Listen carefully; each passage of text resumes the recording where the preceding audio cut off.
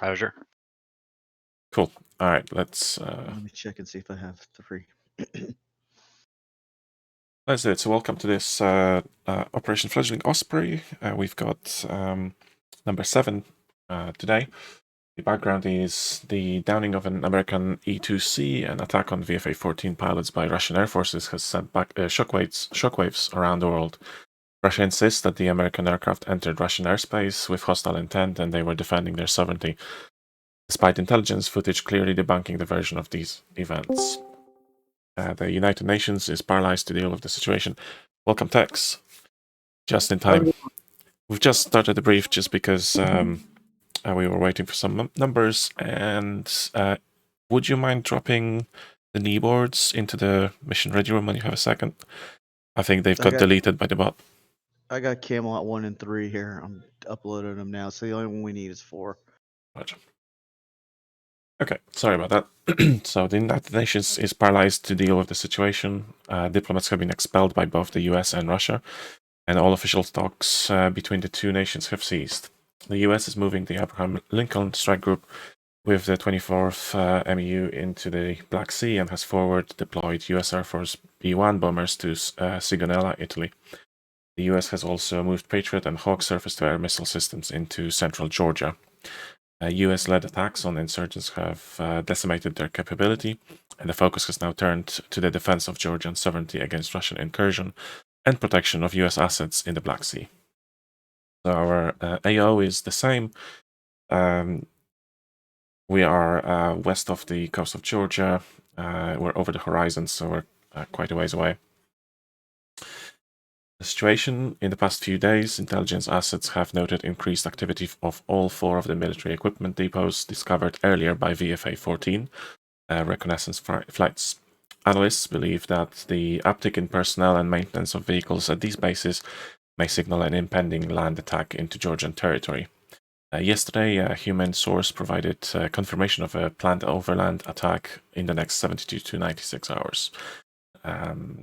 US Eurocom has ordered a preliminary strike on these sites, utilizing B-1s currently deployed in Italy. They will be escorted by F-15s out of Incirlik. Prior to these strikes, the air defense network defending these areas must be degraded and destroyed in order to ensure minimum risk to these strategic assets. The Theodore Roosevelt remains over the horizon in the Black Sea due to the threat of attack by Russian Federation forces. The weather is winds 120, 8 knots, visibility 10 plus miles, scattered clouds at 18 to 20,000, few at 36, 38,000, and ceiling 29. Excuse me, altimeter 2993. It's going to be an early Case 3 departure, 5:45, and a Case 1 arrival about 8:30. Friendly forces include US B-1 Lancer bombers, F-15s, and E-2C, and tankers. Enemy forces consist of MiG-21s, MiG-29s, MiG-31s, and ground assets, SA-2s, SA-6s, and SA-15s, quantity and disposition unknown.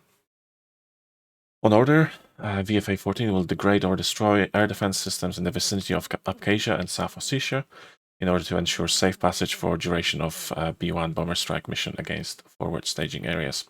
Be prepared to provide CAP support as well as battle damage assessment after the strike.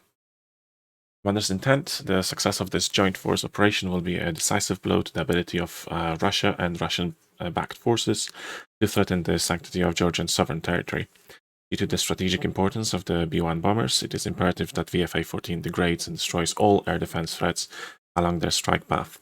We are facing an adversary whose technological capability and highly trained personnel rival the best military forces in the world. To ensure success, we must be always ready, always tactical, always a top hatter. Concept of operations: Camelot 1 will provide bar cap, while Camelot 3 provides seed, clearing Colt 1 and 2's ingress to targets Alpha and Bravo in Abkhazia. Camelot 1 and 3 will rendezvous with Texaco 1 for refueling prior to returning to the Roosevelt for a Case 1 landing. Camelot 2 will provide the bar cap, while Camelot 4 provides seed, clearing Colt 3 and 4's ingress into targets Charlie and Delta in South Ossetia. Camelot 2 and 4 will rendezvous with Texaco 2 for refueling prior to returning to the Roosevelt for a Case 1 landing. Here's the tasking. We have the application package, F-18C, Camelot 1 and Camelot 3. You have B-1B bombers, Colt 1 and 2, and F-15 escorts, Uzi 1 and 2, and Texaco 1 is on station. Camelot 1 is to hold at rendezvous point until SA-2 sites are suppressed near Gudauta and Sukhumi. Brevity code for that is Remington. Then perform a bar cap at assigned AO, and rendezvous with Camelot 3 and refuel with Texaco 1 once the B1 strike package and the battle damage assessment are complete. Meanwhile, Camelot 3 will suppress and destroy SA sites in the vicinity of Gudauta and Sukhumi, and subsequently suppress and destroy the SA-2 site near Gali.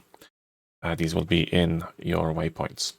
Signal clearance for B1 strike package via the F10 menu, so the leader of Camelot 3 will call that. Brevity code for it will be Beretta. Then push to a hold point and suppress any remaining surface-to-air sites for the duration of the strike, and then perform a battle damage assessment of target areas Alpha and Bravo upon the B1 bomber egress. Brevity code for that will be Ruger. Rendezvous with Camelot 1 and refuel with Texaco 1 upon completion of battle damage assessment. Here's the map.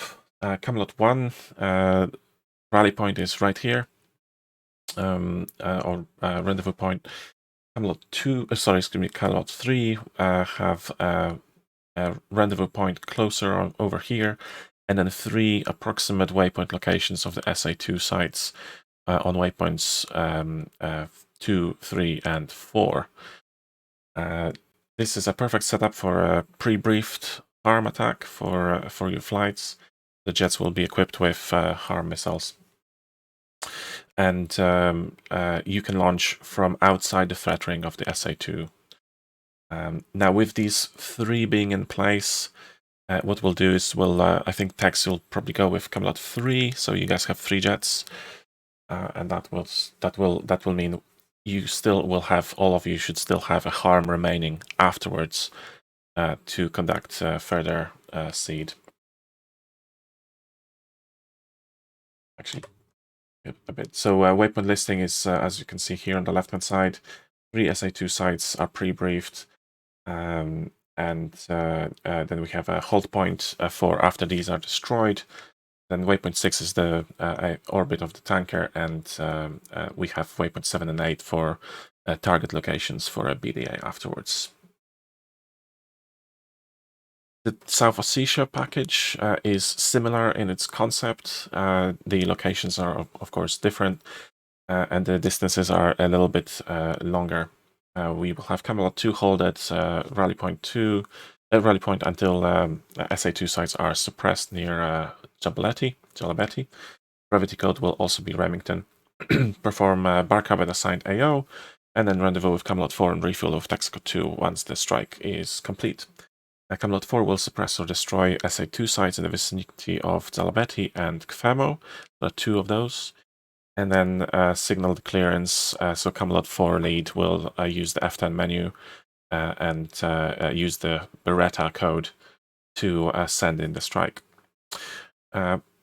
Subsequently push to the hold point and suppress any remaining surface-to-air sites for the duration of the strike.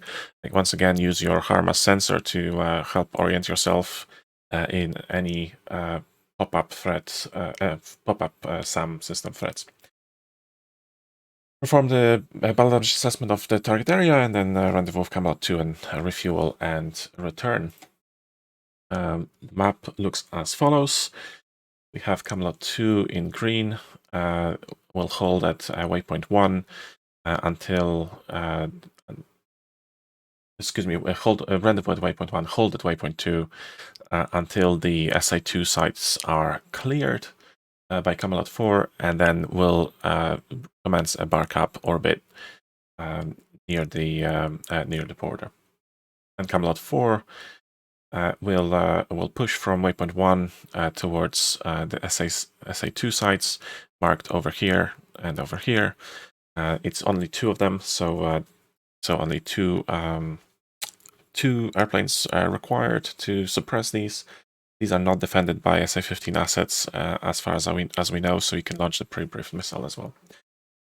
And finally, your waypoint 4 will be a hold and a scan for any further pop-up threats. This is our intelligence for the SA2 sites. As you can see, these are equipped with a fan-sunk track radar, which is usually located in the center of the site. And then there will also be in the vicinity a flat-face search radar, which is not a target in this tasking. So make sure that when you launch your pre-briefed missile, it will be targeting code 126, I believe, which is the fan-sunk track radar.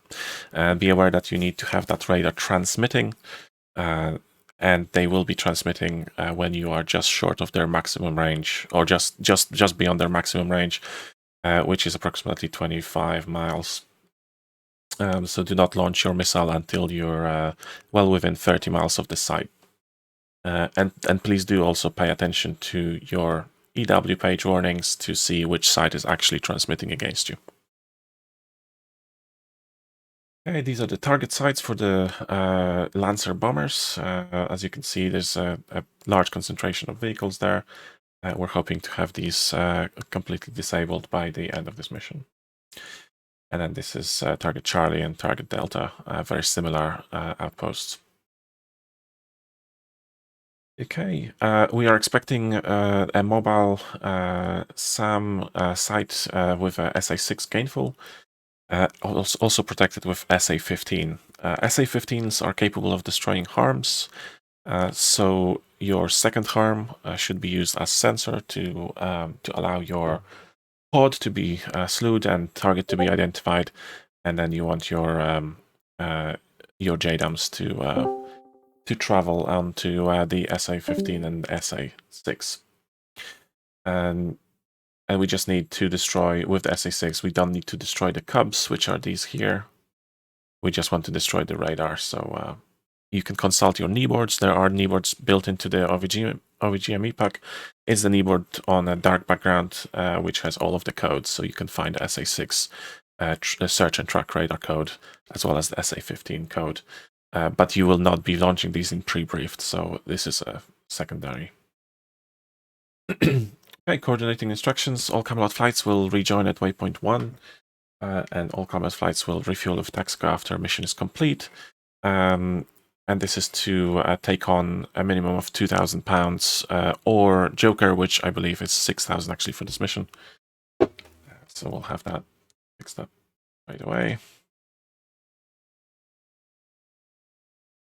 Okay. Arco 1 and 2 may be called in via the F10 menu if Texaco is unavailable.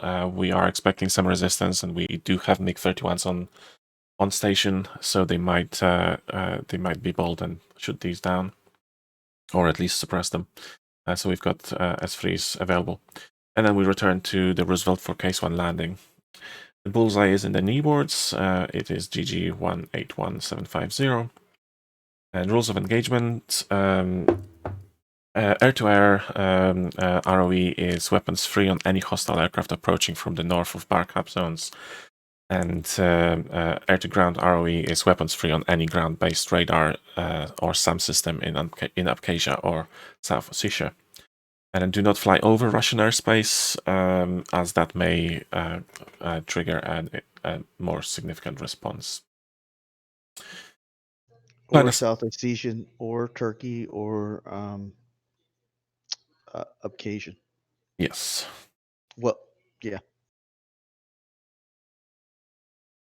Oh, actually, sorry, excuse me. Well, the mission's going to require Cap to overfly, really Cap and Z both to overfly Abkhazia and South Ossetia. So it was okay, just Russia. Yeah. Sorry. And Russia's the big one. Like you the guys on bar cap are going to be almost on the border, so you can't. Somebody's nose on you. You can't just press them and end up 20 miles inside Russian territory. Bad things will happen, as we found out last week. Absolutely. So take notice of the flight paths here, really quick.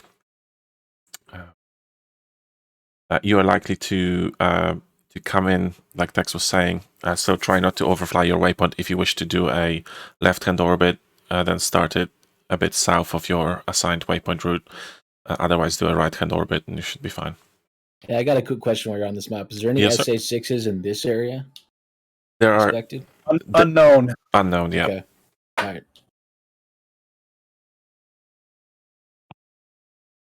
Okay, so flight assignments, as seen here. Kneeboards are located in the channel just above us, so the VFA-14 mission ready room. Download the one that that matches your flights, and you have to if your game is already started, you have to restart the game before it loads it. So stick it in your kneeboard save game folder. And one thing for Camelot 3 and 4, since we're kind of short on numbers again, the default loadouts are double ugly. So if you want to drop, especially for Camelot 3, they're a little closer. If you want to drop that second take and take another harm or more GBUs, whatever you want to do, feel free. For the guys on Camelot 4, you got a little bit further to fly, but there's tankers there, so you should be okay. And like I say, once you take out those two, you guys might trade off. One go to the tanker while the other one's holding for the other sides. And then don't forget that both Camelot 3 and Camelot 4 will have to trigger the B1s to come in via the F10 menu. Once those SA2s are down. Yeah, and Copy. great. Okay, everybody. So Camelot 3 and 4 have harms, but they also have bombs. The default loadout is double ugly with 2 harms and 2 GBU 38s. Okay. So you're going to need the harms and the GBU 38s, but if you want to drop that second tank on 7, if you want to take another harm, feel free. If you want to take more 38s, let's stick to those 2 weapons though. You can either trade out for an extra harm or 2 extra 38s. But let's not go with anything other than that. Yeah, and I think at the moment we're pretty balanced in terms of the sides. I think Camelot 3 has 1 extra, so it should be okay. But as Tech was saying, that is much closer to fly, so you might want to swap 1 tank. And speaking of loadouts, this is your loaded Camelot 1 and 2. As you can see, lots of fuel, a bunch of air-to-air missiles, and a couple of AIM-7s for furball engagements if required. And then Camelot 3 and 4, like Tex was saying, double ugly loadout, so you will need a little bit of trim, but not much. If you mess with this and you want to return to that, just make sure that your bombs are on the inboard pylon on the side of the pod. That will give you the least trimming issues. And as you can see, we've got Joker 6000 and Bingo 4000. So just real quick, Cam 4 is to destroy the 2 SA6s on the far east side of the map, and then SA2s. SA2s, and then target waypoint 6 and waypoint 7, which is Charlie and Delta. So here we go. So Camelot 4 is targeting SA2s right there. Yeah. And then holding at waypoint 4, which is the next waypoint after these two. You're holding here and looking out for any other threats, which could be SA6 and 15. Okay, because I saw waypoint 6 target Alpha, target Bravo. Yeah, so these are for the this is for the battle damage assessment for after the B1s engage. Oh, cool. All right, thank you. So you can basically slew your pod to there, weapon designate the pod onto those, and just take some screenshots or just take a visual check of the effectiveness of the B1 strike. Got it. Okay, just really quickly for our standard comms, the succession of command will be Camelot 3, then 4, so the seed flights, then 1 and 2, and then the standard comm plan. So we have CVN 71 on 71 X-ray, ICLS is 15, 128.5, and then we have a divert in Cobaleti, which is stuck on 67, 262 megahertz. And command for this one is Bender on 288. And Camelot's flights, so the Abkhasian flights will share MIDS 30 on MIDS A. And then they will have, and then the South Ossetian flights will share MIDS 35 on MIDS A. The MIDS B is as per your flight number, as always. So 31, 32, 33, 34. If you want to listen into some cool comms, you'll have the ability to do so on 288.5 and 288.6. And then tankers as per standard SOP. So we've got 252.1 for Texaco 1, 252.2 for Texaco 2, and the TACANs, as you can see here. There is an AWACS available on 264 as well. And I think if you look here on our standard comms plan, that should be your button 2 there. Okay. Any questions? So I'm still not quite ready to test to see if the cold starts and Yeah. guys working on the boat. So we'll do like we did last time. The jets are all hot start, and we'll spawn in backwards. So since Camelot 4 has the furthest to go, and we need seed flights up first, Camelot 4 will spawn in first as soon as they're hooked up to the cats. 3 will spawn in once they're hooked up to the cats 2, and then 1 last. And that seemed to work pretty good last time. So whoever's in Camelot 1, if you guys will just somebody watch the F9 view, and as soon as the flights are hooked up to the cat, then just go ahead and call in the spawn. One thing to remember on the hot starts is the RWR is not powered on. So that's the one thing you got to make sure you do is power on your RWR. Yep, absolutely. All right, the server is bloat. It's available now. Password is standard. Any other questions before I close the presentation? Can you go back to the Brevy page real quick? Yep, absolutely. 1 second. This one? Yes, sir. And those are listed on that gray comms knee board. These are listed at the bottom too. So if you grab the knee boards, you'll have that. Okay. At the bottom of those as well. And all of it will be voice cues. Like you're not gonna have to remember to make any of those calls. Like the voice cues will do it in the mission. You just got to remember what they mean. Yep, they'll be in your F10 menus. Okay, great. Feel free to jump in the server, grab some water or whatever. Like Tex was saying, let's go in reverse order. So Camelot 4, 3, 2, 1, and let's kick some ass. Okay, just give me a minute. I'll be in. You said server bloat? Yes, sir. All right.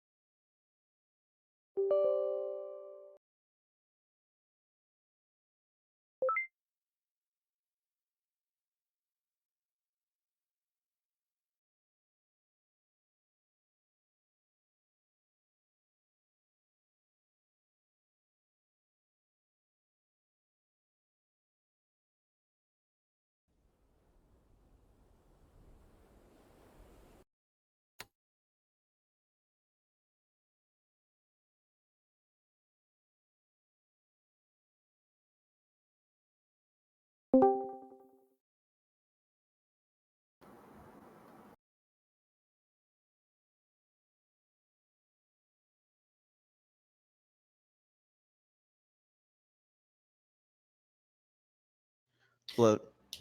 Yes, sir. Can you type in the password inside the Yes. command chat? I can't remember it.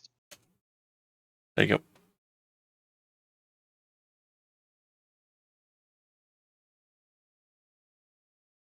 Old age. No worries. I'm now going to keep it on that server permanently, so it's not going to change anymore on you.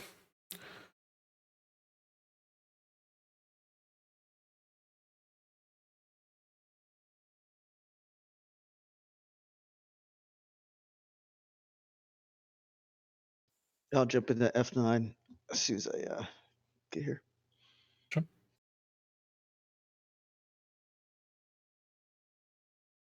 Whilst we're loading up and stuff, is everybody clear on the pre-briefed mode on their harms for Camelot 3 and 4? You need to designate the waypoint which you're attacking. And then type in the code. I think the code is 126 for the SA2 track radar. Yeah, I'm pretty comfortable with it now. Good. Yeah, so all right, so waypoint 2 and 3, I think it is for us, or I don't know, maybe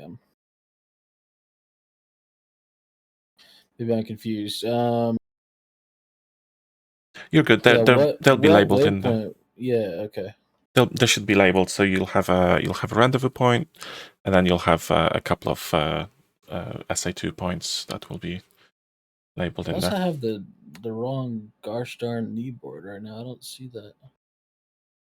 Huh. It might be in the last one of them. So I think there's a total of 4 files in there. But either way, everything's punched into the jet, and then if you look at the data page, there should be labels on there, on the HSI. Oh, no shit.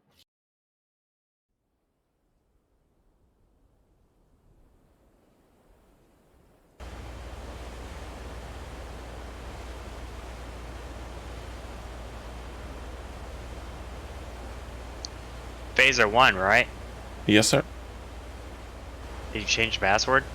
It's now back to like our wing white password, and it's gonna stay there Okay. permanently. So Copy.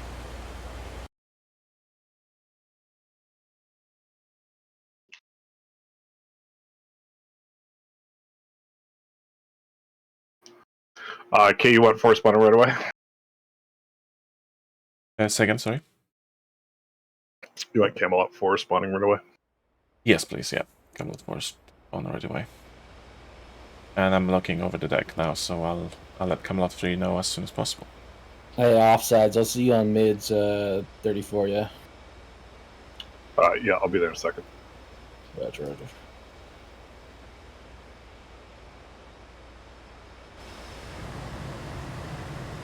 Don't forget to change your board numbers so you can in the rearm menu and the liveries as well.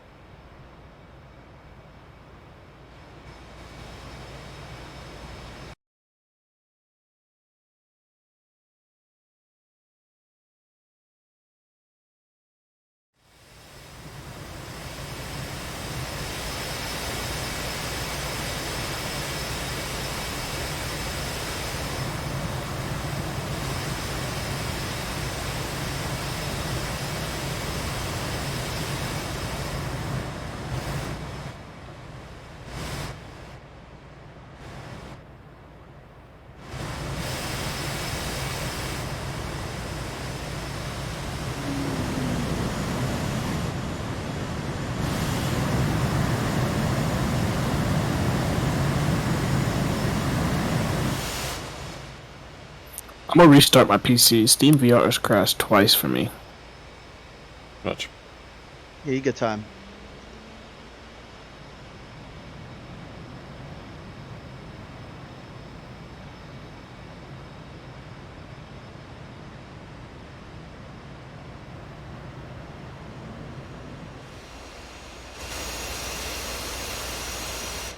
Hey, offside, you got your livery.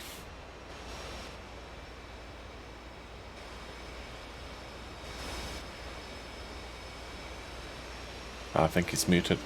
Never mind.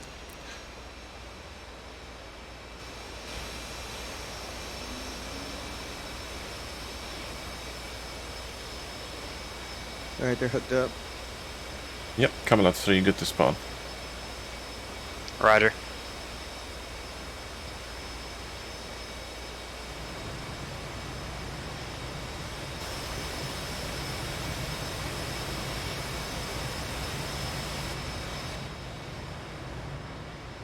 Why is it a hot start? Because there's a bug at the moment which prevents people from hooking onto cats. So if we encounter it, it's, 5 minutes less to cycle everybody. Gotcha. And that's also why we're stagger spawning, is because we could fit everybody on the deck right now, but it happens when, like in multiplayer scenarios, and it just bugs the catapults and you just have one catapult to use then. Nice. Yeah.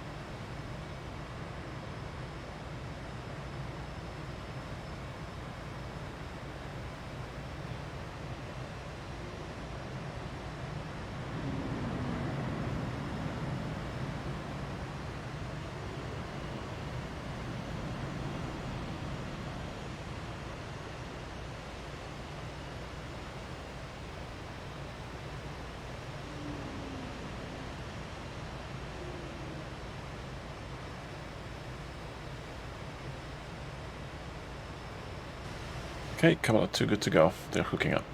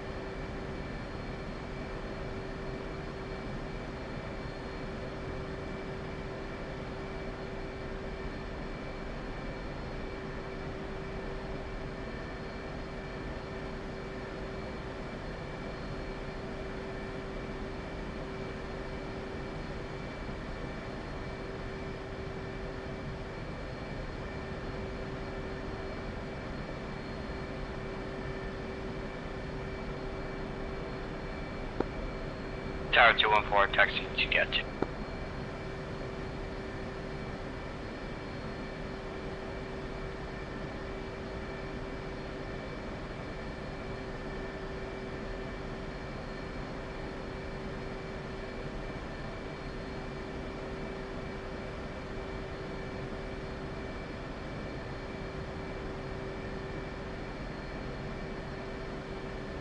Request refueling. Request rearming. Copy.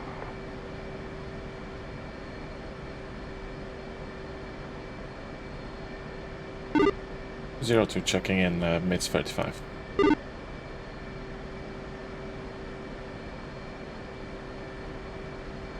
Gotcha on 35. That was on Discord.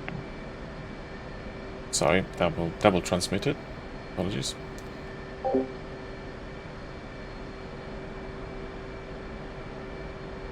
Refueling complete. Checking in on mids 3-2. Get you 5x5. Copy, gotcha, same. Alright, for this one we're gonna do some fuel magic. Once you've changed your livery and stuff, make sure you've got your external tanks, which is just aft of the throttle. Makes that wing in position override and center in position stop. Rearming complete. Tower 214 launching now, get you. Wing override, center, stop. Yep, good copy. You should see some external transfer warnings in your left DDI. Launching Cat 1. Tower 207 launching Cat 3.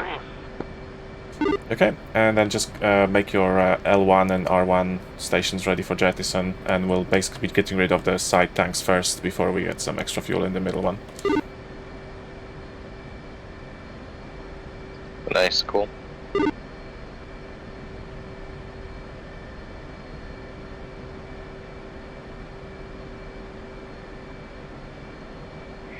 So the override wing and stopping the center is going to flow the outers first, and then we dump. Yes, sir. Absolutely. And even if we miss it, it will still take from internal stores, so there's no need to like instantly switch or anything. But obviously later we want to switch the center one to normal. Gotcha. Hey Ray, are you up on mids 33? All right, I'm taxiing. 202 ready to taxi cut 1. And all taxis are functioning? Yes, sir.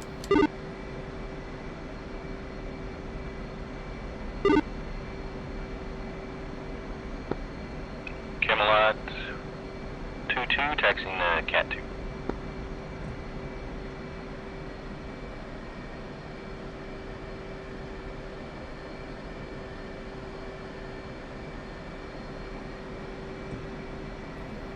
Hey Ray, you still with us?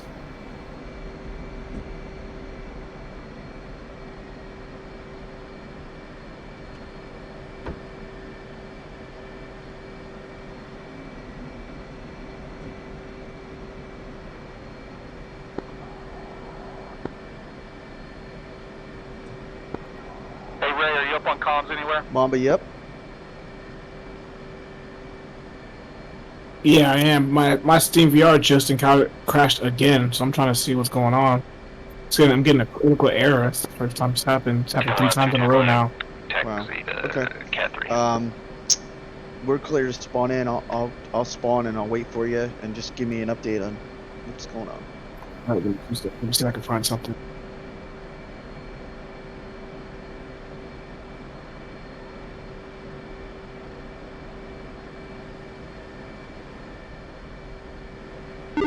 And blood's ready on cut 1.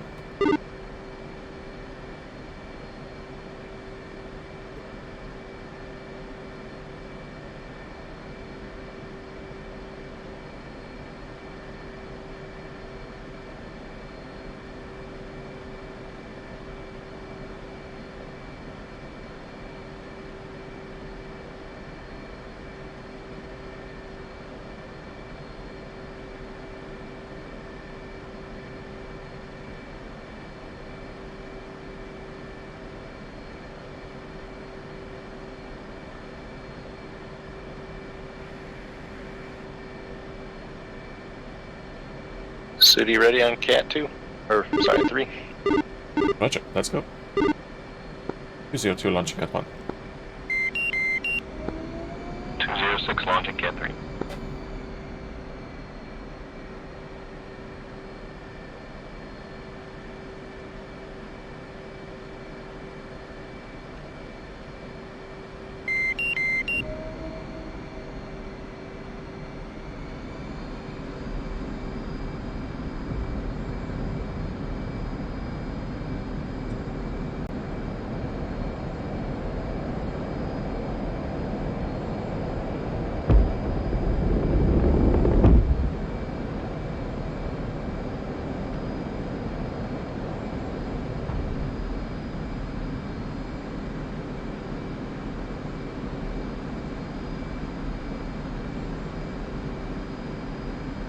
Okay, let's continue to 1500 and head for waypoint 1.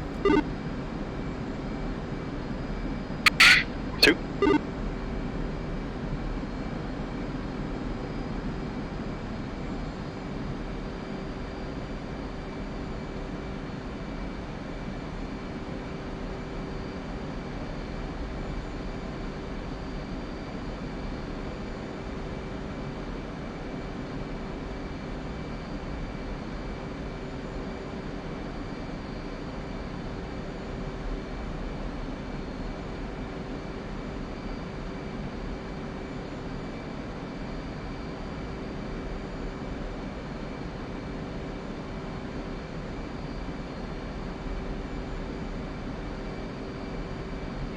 Request rejoin. Clear rejoin.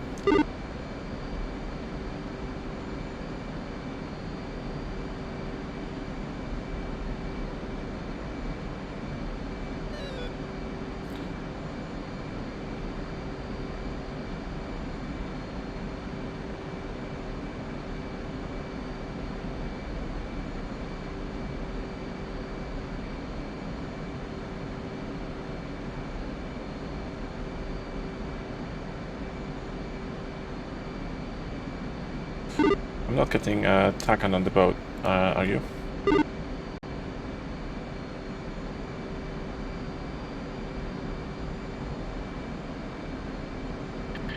I'm not. 71.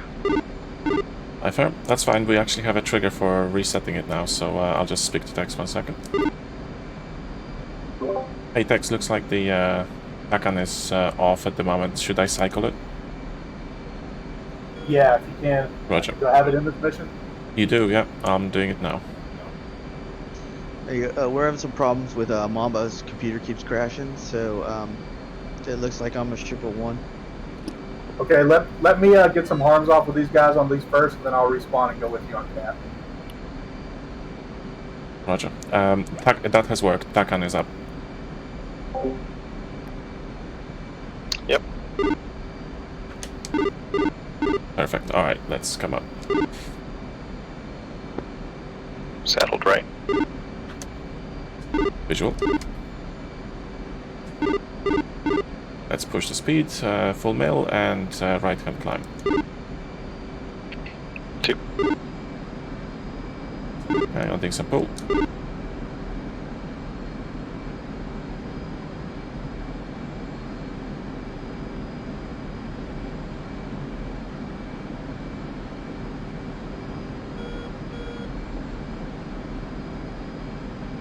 You want me to wait on the boat, Tex? Yeah, that's probably better.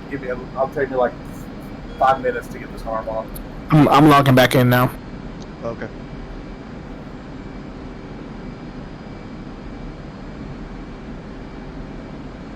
I reinstalled Steam VR, so hopefully that fixed it. Wow.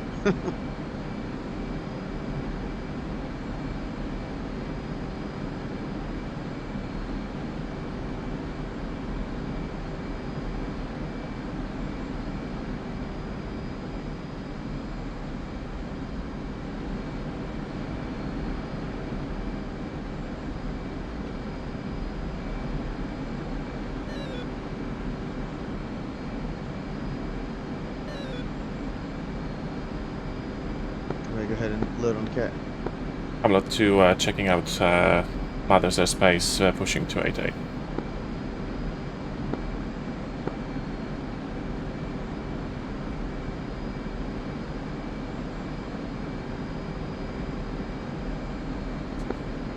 Camelot 2 checking in 288.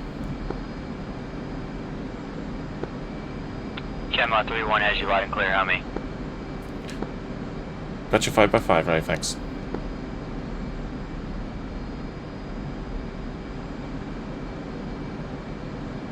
Alright, we're gonna take it to 32,000 and go max conserve from there. 2.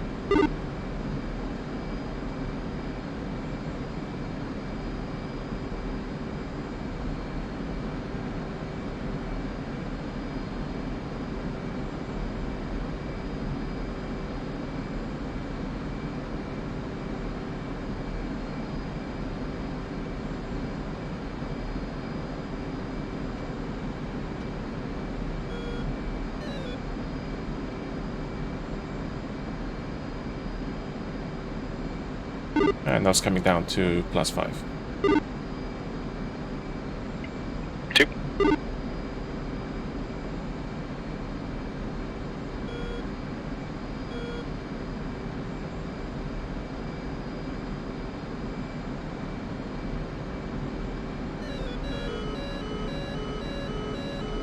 Spike.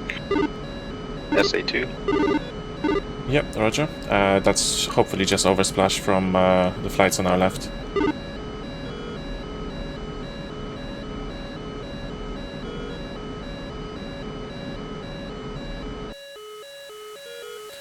And they've got harms en route already, so we should hopefully stop seeing that. 1-1.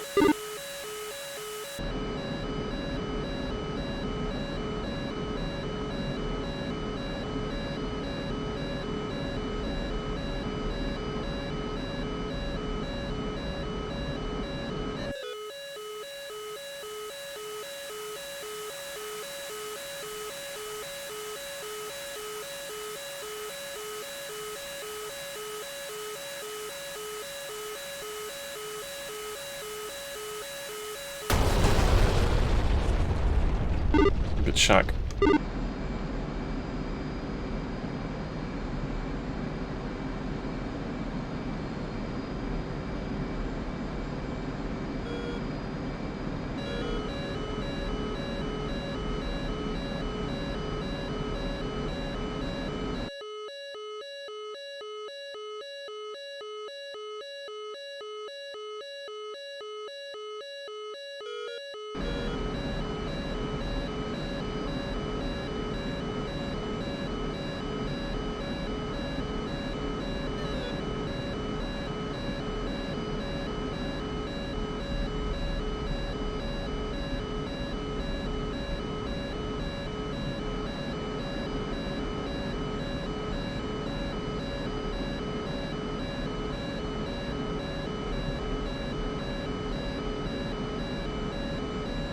Thank you.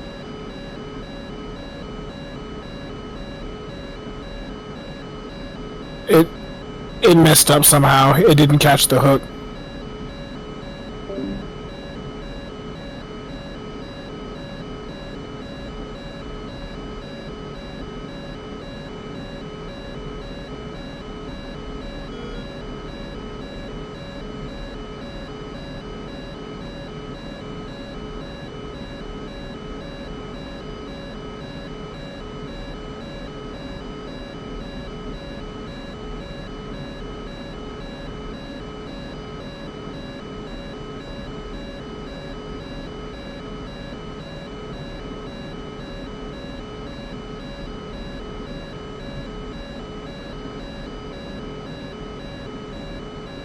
I'm down.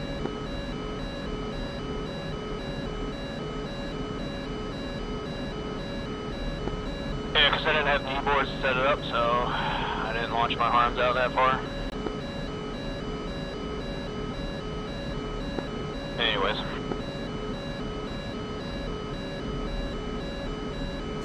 Okay, let's come left for a holding pattern here. 31,000 will be good enough. 2. And slowing down to 250. 2.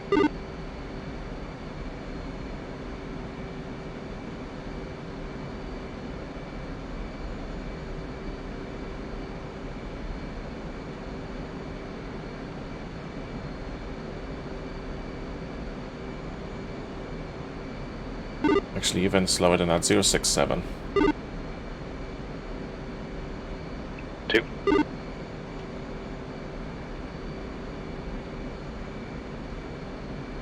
Yeah, it should be about 237 or so in the box. Copy.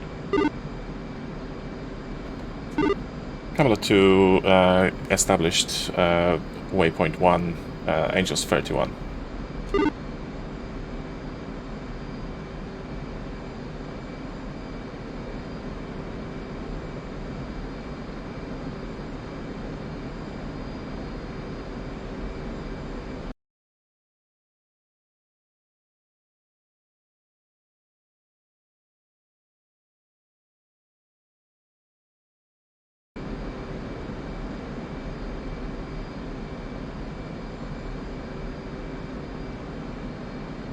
Actually, tell you what, this is my bad. I forgot that we're in the south. We need to go to waypoint 2, so come right. Copy.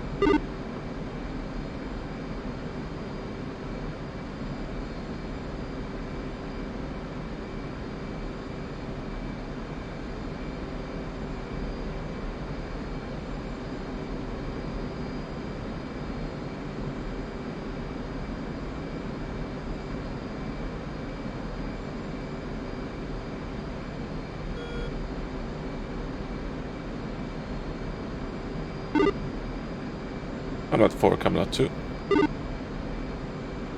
4. We're pushing to our hold point, 11 minutes. Roger. We're just making our arm attack now. Camelot 2. Okay, let's push speed to 280. 2.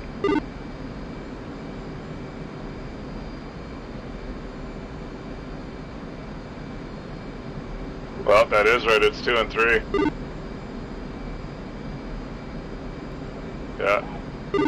Yeah. Yeah, so move to 2. Yeah, it's a good catch.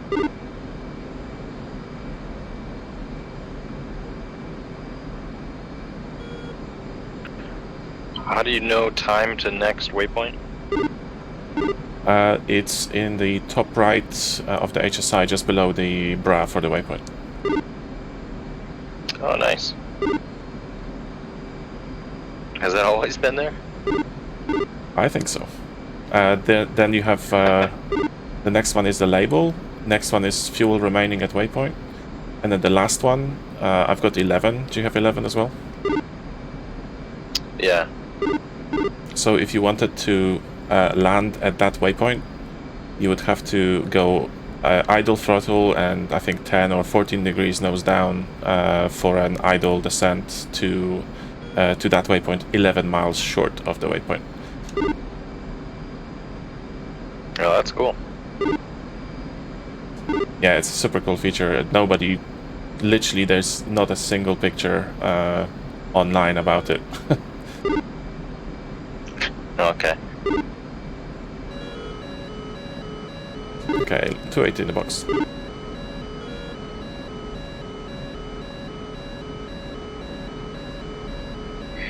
We're within range, or did they knock this SE2 out?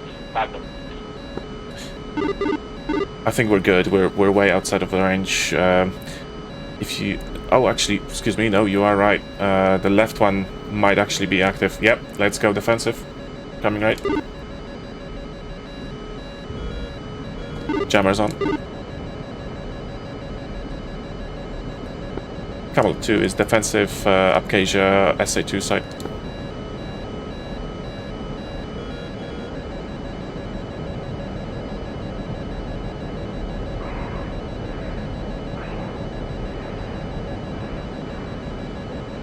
Okay, No need to panic, just need to come right a little bit more and we'll be good. Copy.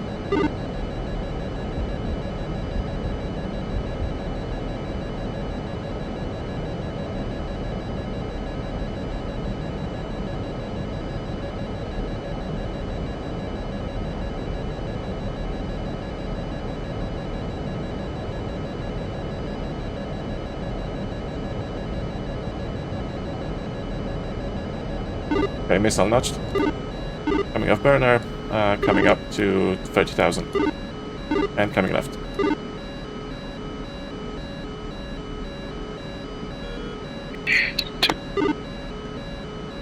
Execute Remington.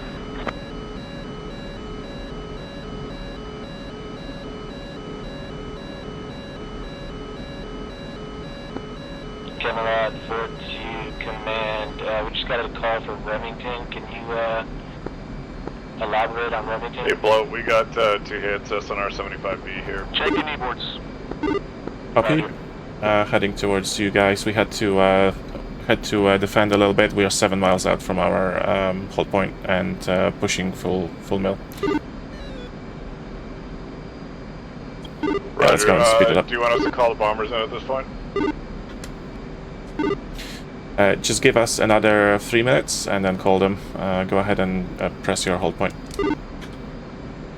Roger. Okay, I'm stabilized. Angels 32. Speed is 254 and increasing. Copy. I'm a mile on trail. Okay, roger. Okay, once you're stable, we can jettison our side tanks, switch center line to standard or normal. Copy.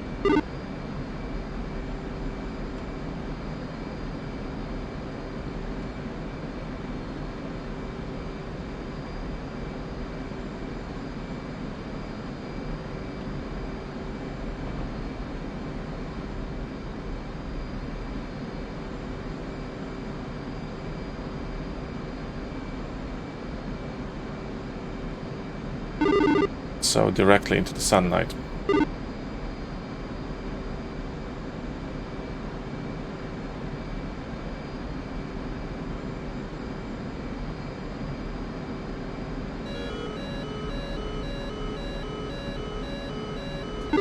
Buddy spike. Sorry. That's alright, that reminds me, let's fence in. It keeps locking you here. Roger. Are you in the gun, by any chance?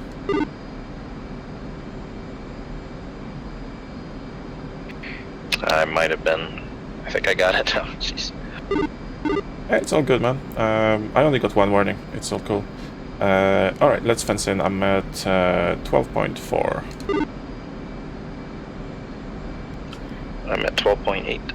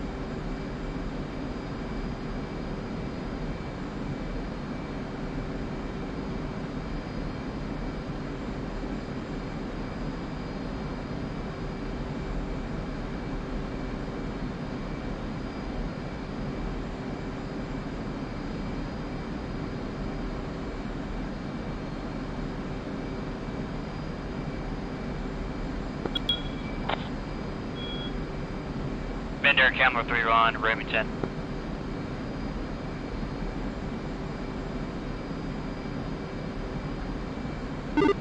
Combat 4, combat 2. 4. We're 3 minutes out from our hold point, and then a further 2 minutes out from our orbit, so you can go ahead and call in. Roger. We'll we'll call in. We're sitting around 7,000 here, so we're gonna start thinking about tanking here in a couple minutes. Copy. Copy. Sorry about my push to talk. No problem.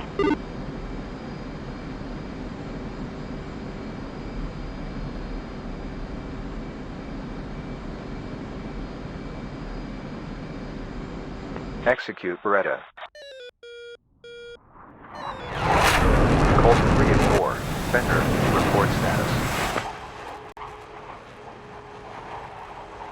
Colt 3, reporting to 0 mics from target Charlie. Fender, Colt 4, inbound 19 mics from target Delta.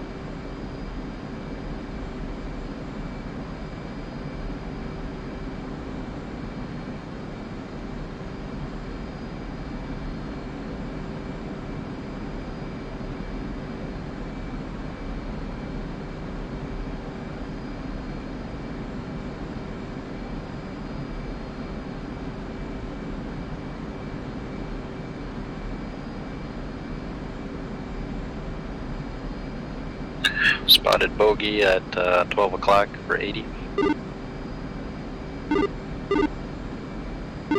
Yeah, Xerox. We'll be heading that way and making sure they don't cross our barcap line. Coming left for the waypoint. 2.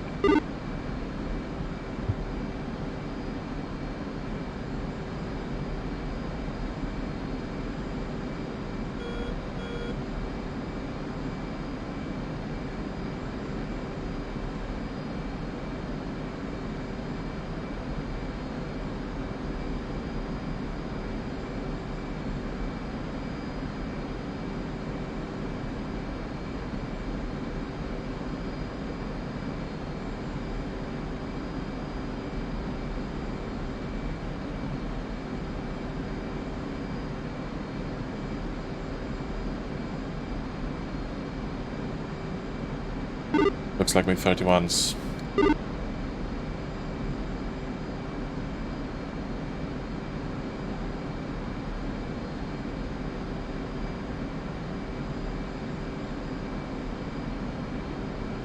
Alright, slowing down a little bit to 280. 2.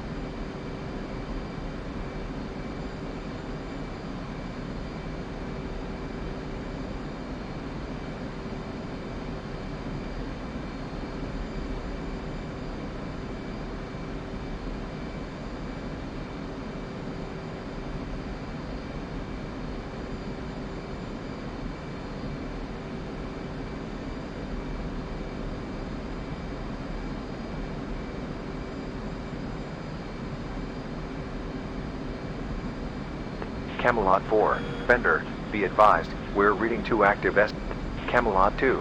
Bender, be advised, a pair of MiG-31s have turned hot on the strike package. Contact Overlord 1 for Vector.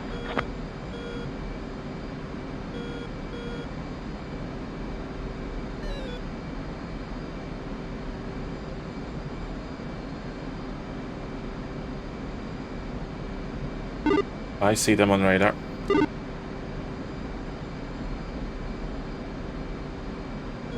Yeah, about 40 out. Copy. Looked like at 30,000. Yes, sir. Let's just monitor that and stick to the orbit. We'll be coming right any moment now for the hold point. Copy.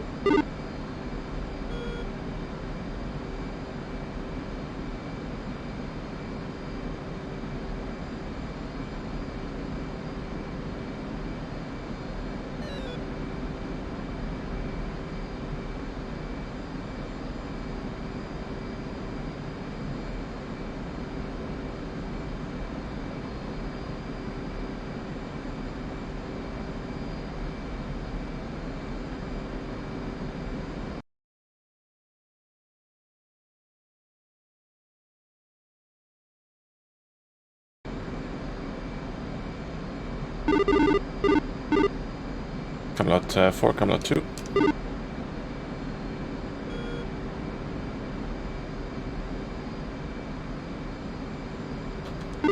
Camelot 4, Camelot 2. 4. We're established on our bar cap. We have a couple of MiG-31s over the border. We'll be monitoring here. I don't know if you caught the voice cue about the SA-6. Camelot 212 Magnum SA-6 target Charlie. I guess we just launched on one SA-6 there, so we're just about investigating each of these target zones to see if there's anything else that's popping up. Copy.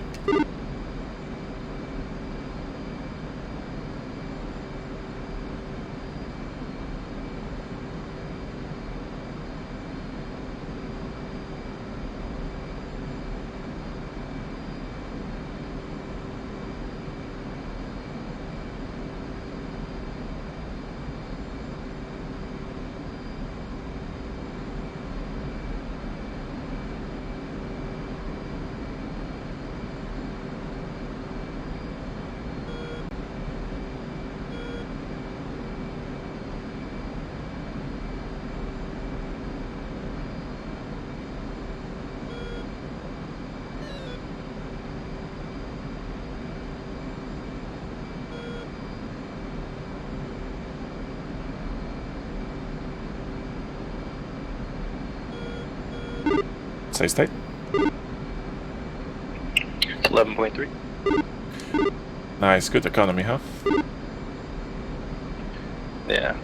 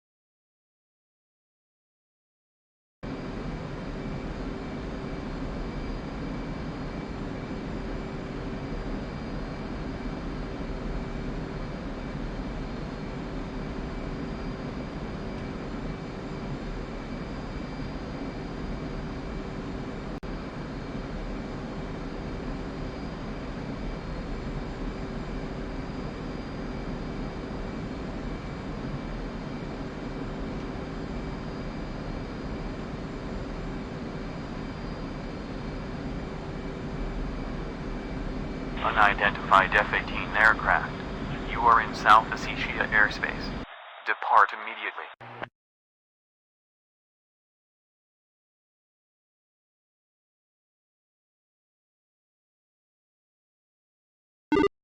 Looks like maybe us.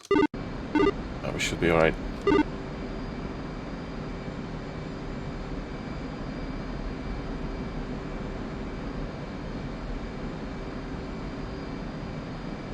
Unidentified F-18 aircraft. You are in Abkhasian airspace. Depart immediately.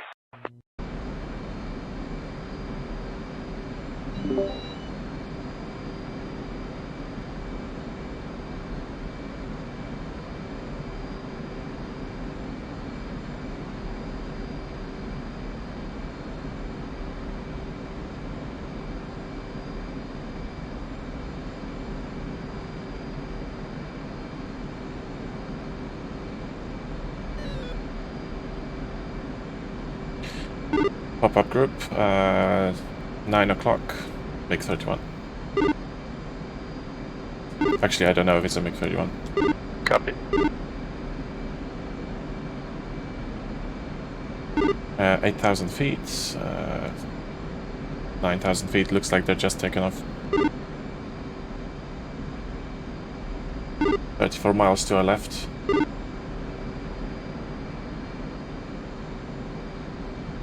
Let's do a right-hand turn now and complete it, so we have a little bit more room. Copy. Speed up as well to full mile.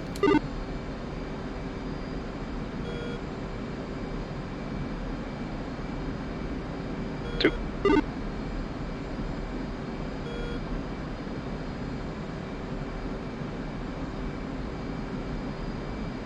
Looks like a group of at least 2. Copy. And they're coming hot.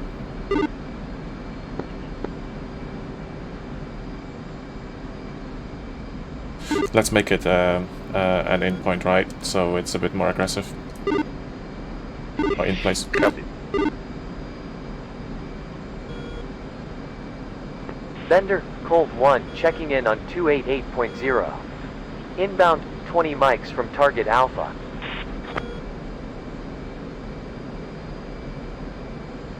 Colt 1. Bender copies all. Remaining Colt flights. Report status. Bender, Colt 2, approximately 20 mics from target Bravo. I've got the left-hand side one locked. 28 miles. Copy, I have the right one locked. Roger. I'm launching on the left one. Camelot 2, Fox 2, South Ossetia, MiG-31. Fox 3 even. Cracking left.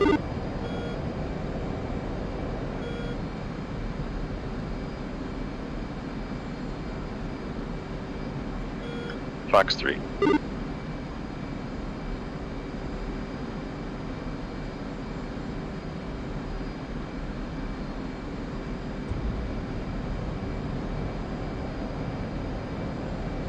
Blowing 320. Missiles active. Visual.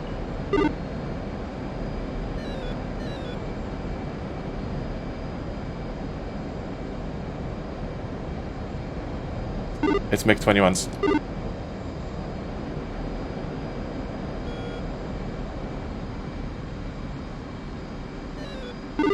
We're engaging right.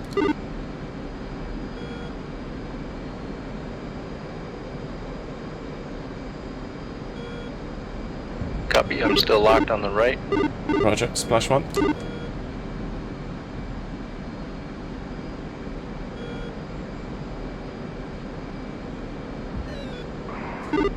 Disengaging left.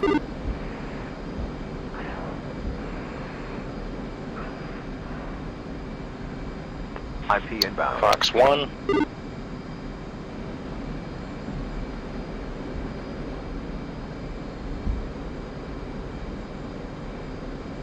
I have visual, 5 miles, and good hit. Well done. Are you heading back towards waypoint 4? Copy. All flights Camelot 2 reporting 2 MiG-21s destroyed south of Seaship, north. Camelot 3.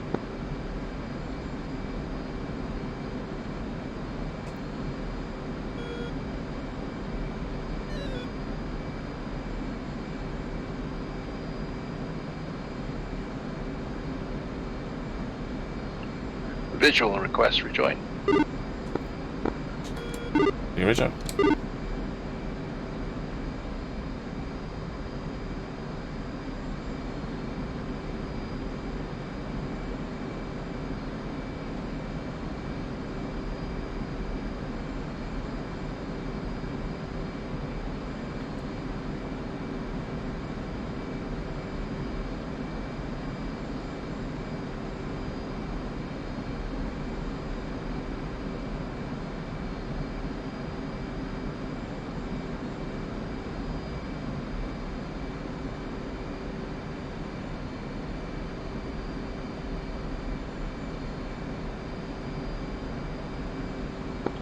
Camelot 212, pickled.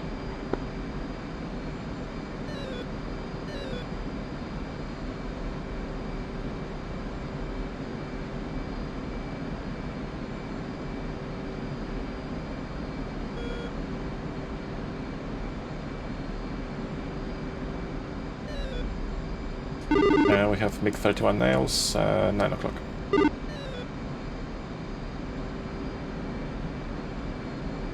Seems to be long range.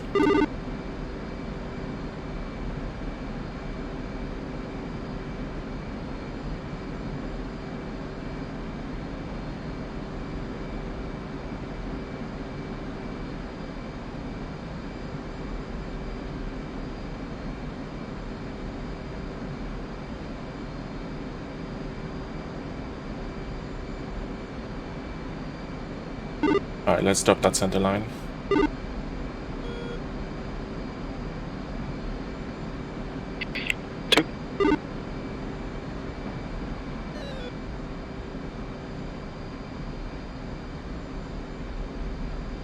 I see a good drop.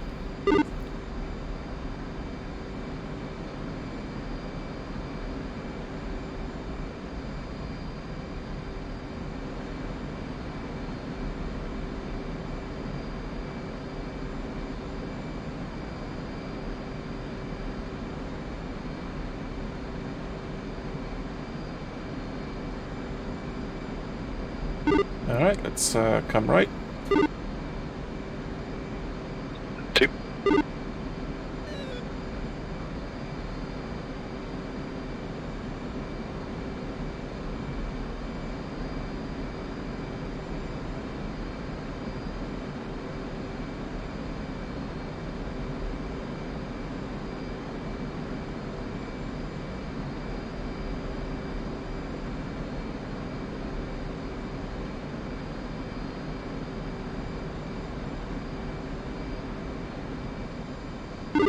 By the way, have you used the new coupled autopilot mode yet?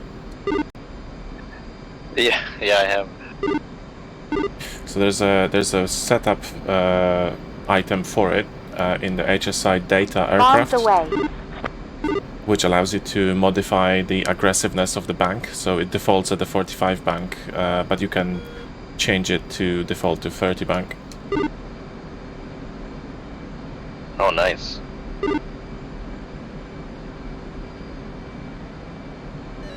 And it's beautifully called nav blim versus Bombs away. tac blim.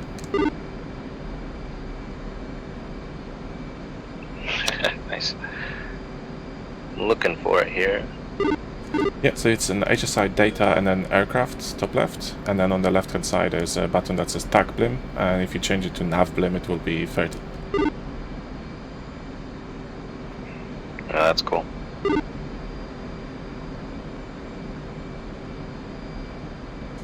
Okay, I'm getting a little bit of desync. That's probably because I think they just dropped like 96 bombs. Okay, yeah, me too.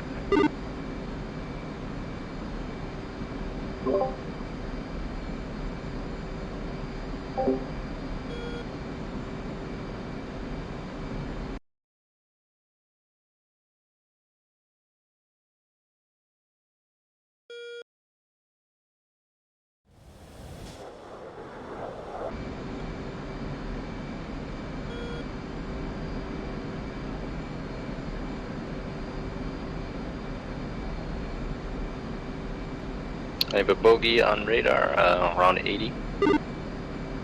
Copy. About our 1 or 2 o'clock. Yeah, Xerox. Let's keep an eye on him.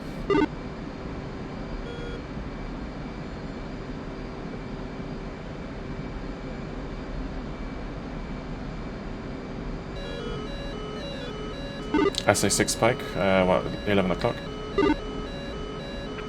Copy, same. Camelot 4, Camelot 2.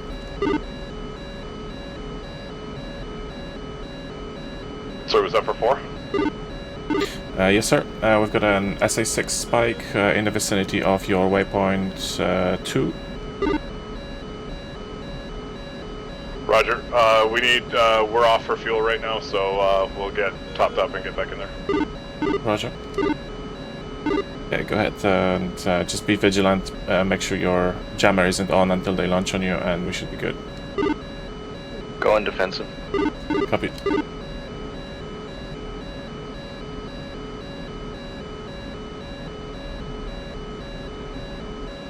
I see the missile. You should be alright if you extend to your 1 o'clock.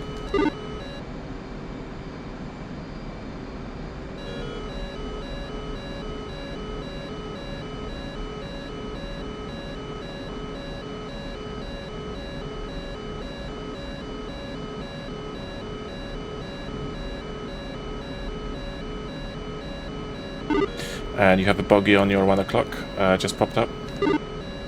I'm coming right to engage. Yeah, it looks like 3 out there. Copy. I'm defensive.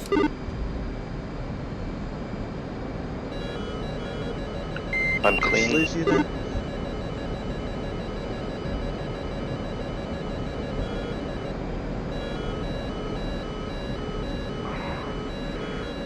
I'm clean.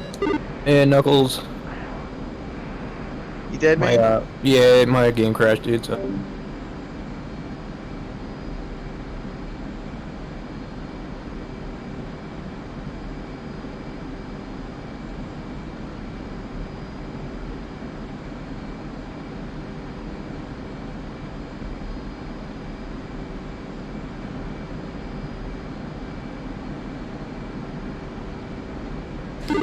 I'm just crossing behind you, and I'm extending to the bogey on your 3 o'clock.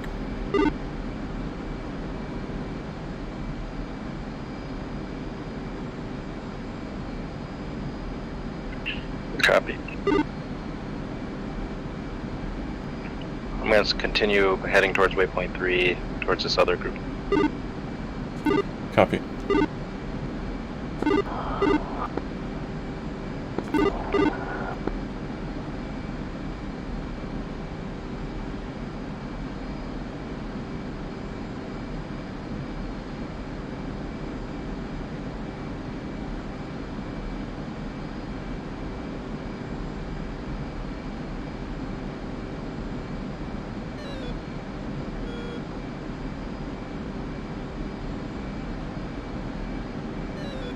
I'm getting a 29 spike now from Russian territory. Bloat 4 here. Copy, I see it. Go ahead. We just did a visual at 2 and there was nothing showing up there when 2 took a look, so. Roger. We've trashed a couple missiles there in that vicinity. It could be not. It could be somewhere a little bit off. Your waypoint 2. It was just sort of dead reckoning. Right.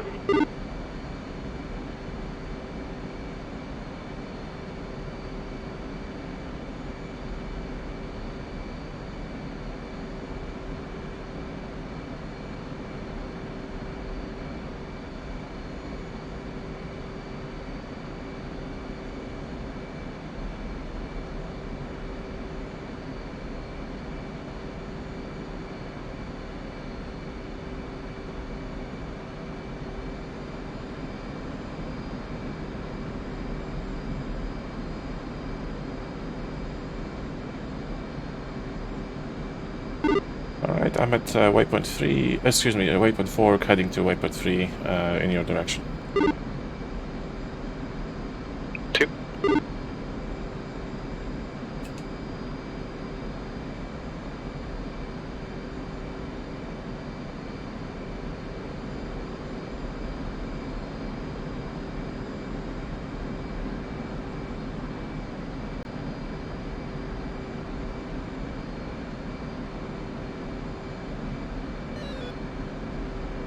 MiG-29 Spike around my area.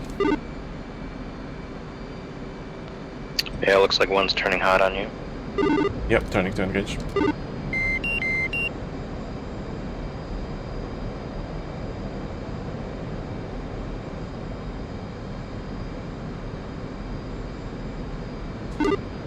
Got solution, 23 miles hot.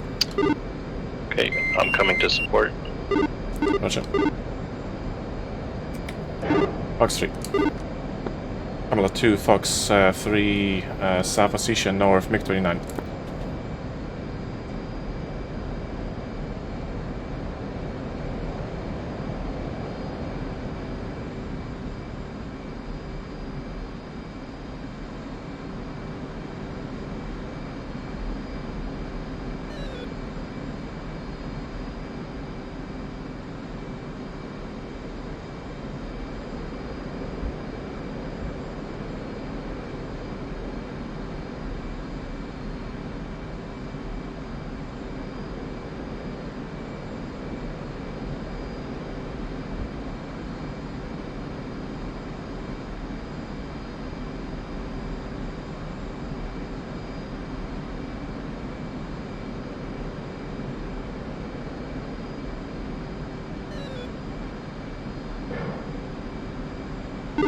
Splash 1 MiG-29. Pamela 2, Splash 1 MiG-29. Nice.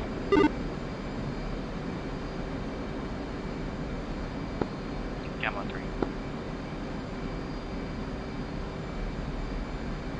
3. Just as I lost my nerve and launched another arm ramp, he ate my first one.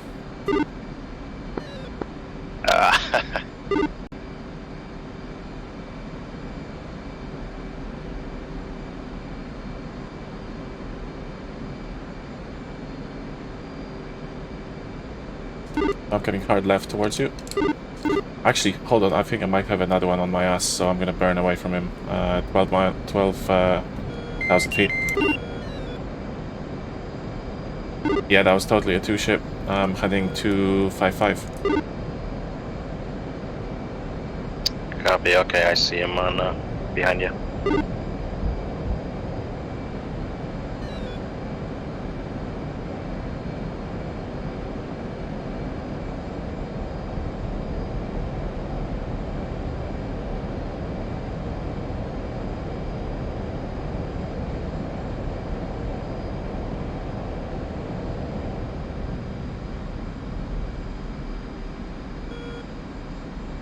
Okay, I'm leaving him behind. He's 12.5 miles. He's super low.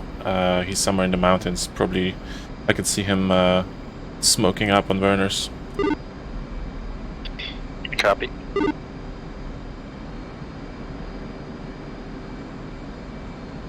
I'm at Angels 33.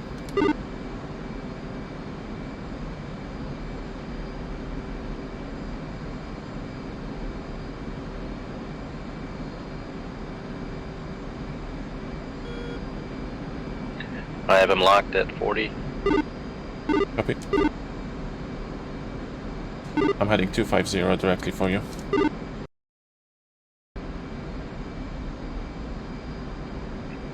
I'm 33.5 and climbing. Roger. I'm leaving him behind. He's still chasing me though. 13 miles. Good job, our AWACS.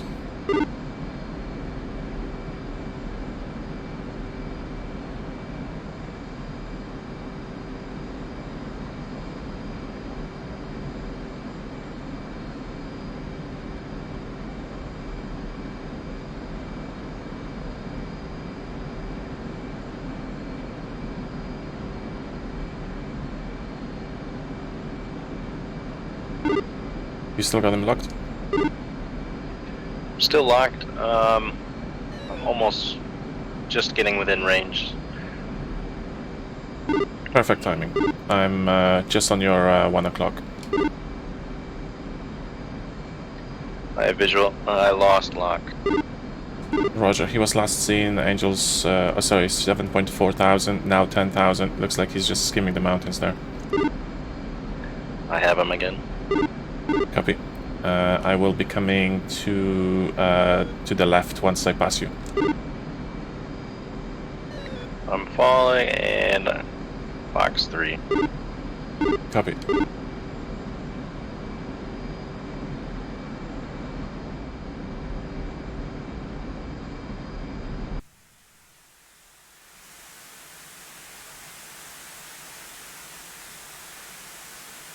Oh yeah, he's gonna be toast, no doubt.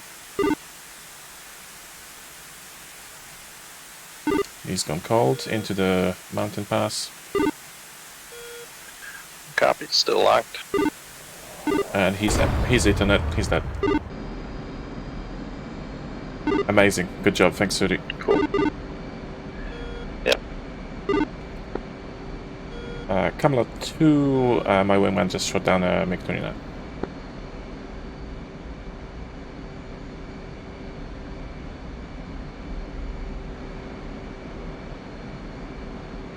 I'm slowing way down, heading for waypoint 3.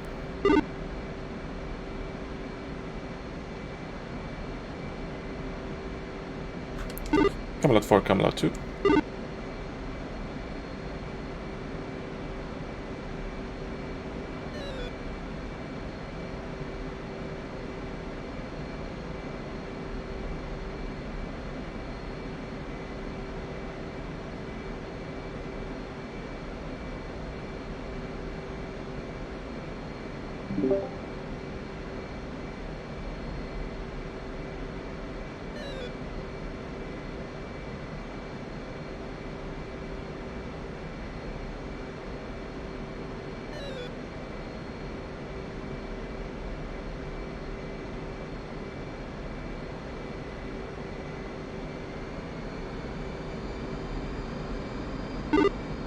Camelot 4, Camelot 2. 4. How are you guys doing? We've got clear skies here, just shut down a couple MiG-29s. We're still established at our cap. Fuel is 7. Yeah, we're just grabbing fuel. We're down about 3.6, and we're just getting some desync on the tanker right now. So. Up.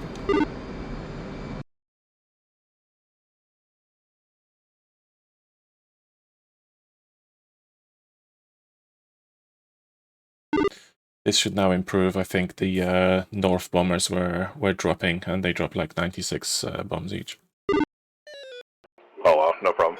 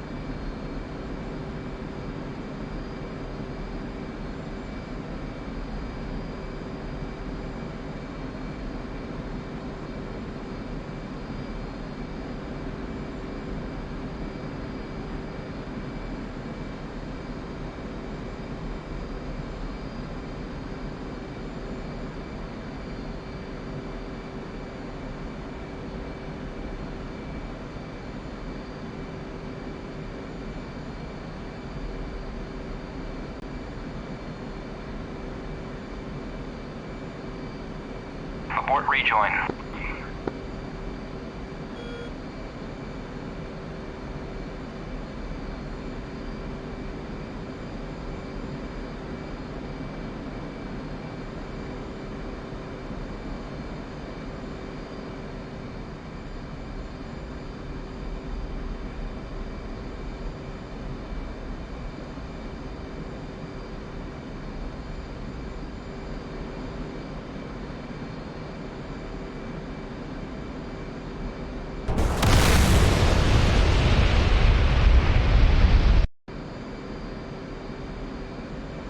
I think that was the last of the bombs. You should have improved performance now.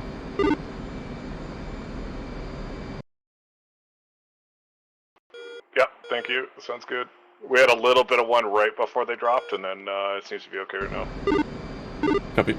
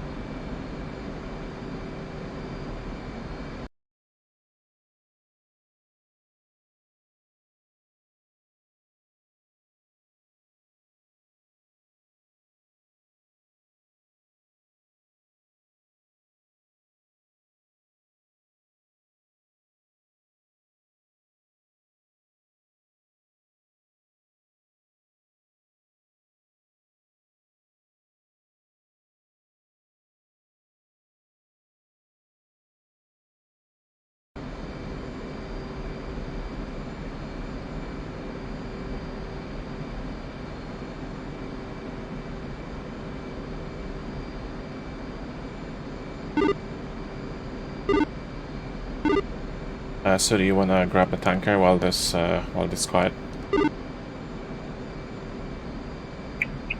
Yeah, I actually have to get going here, so yeah, I can hang out here while you go to the tanker. Okay, no problem. It should be no worries. In that case, I'll head to the tanker when I'm low. I'm still at 6.9.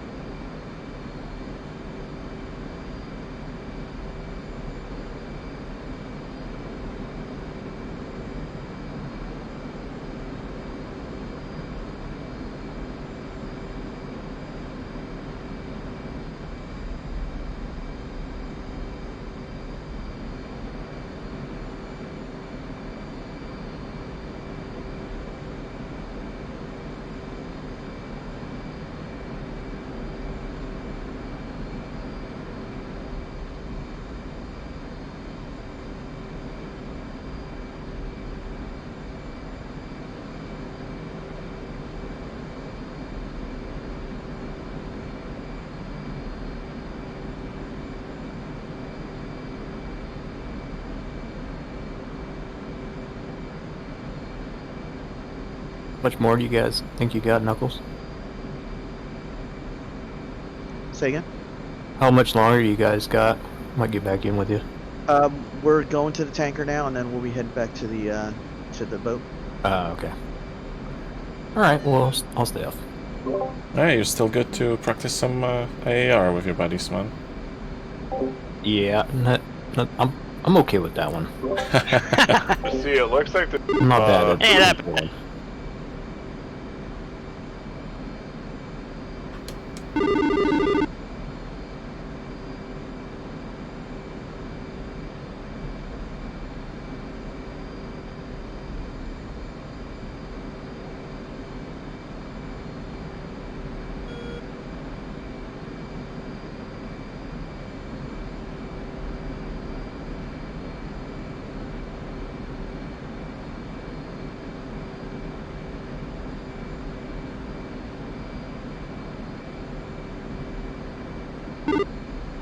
I'm not 4, I'm not 2.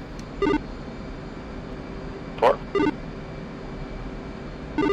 I'm not sure what the situation is. I think our site bombers have completed their mission. Is that right, or are they still in the AO?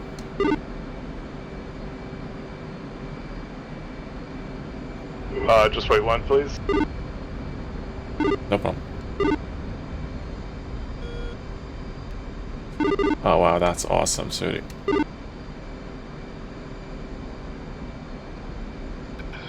Yeah, I have to get going, so I thought I'd pop some flares for you.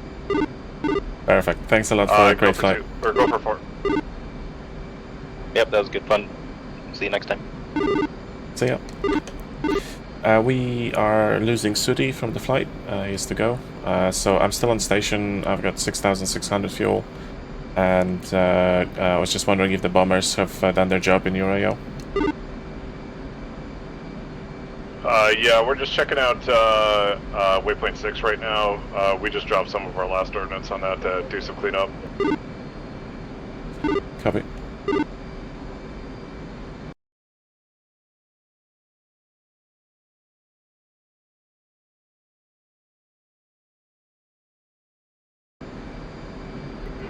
Yeah.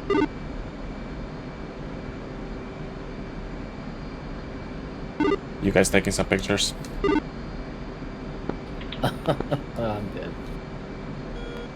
We haven't, no. Dude, offside, if you can hear me. Sorry, Blood, I'm fighting IR light coming into the room here, so it's everything I can do to fly this thing. Don't worry, Crow, I'll relay. Yeah, roger. I think Crow just got blown up.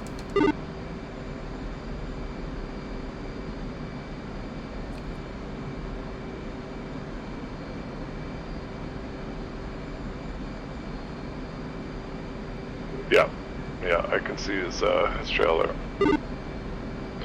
Okay, is there anything I got one harm left here. Do you want me to just rip it at something and get out? Yeah, absolutely. Sounds like we've done our job. Let's do that. I will rejoin you. Roger that.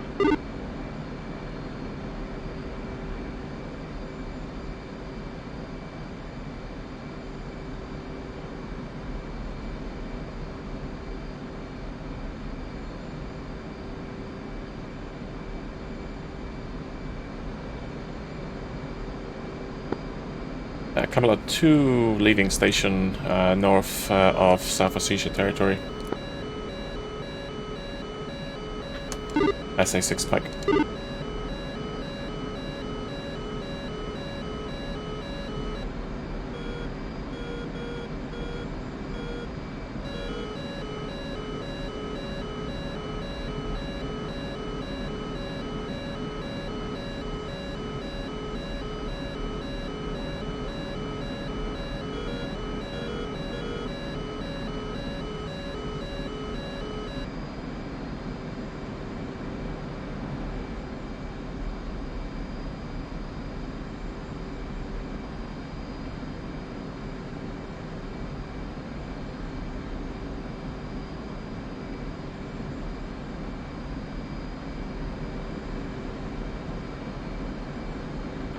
Hey, Bloat, I'm sitting at about 151 miles away from the carrier. I got about 5,000 pounds. Should I get another sip here? I think we should be good. If you can proceed, I will join you. I'm just skirting that SA6. I just saw you overfly, I think, the target, one of the targets, and I can see some smoke, must be from Crow. I'll be heading towards the carrier, and I'll rejoin you as soon as I can. Okay, sounds good.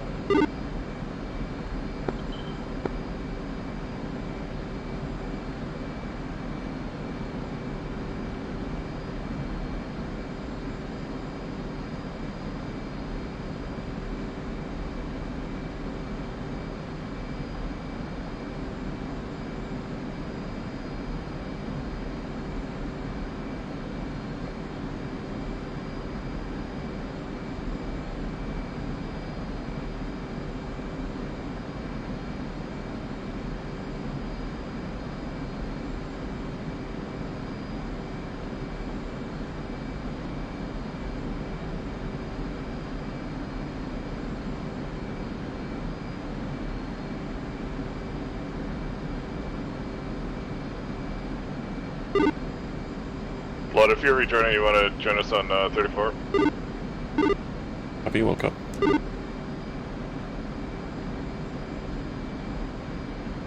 Checking in 34. Good to go.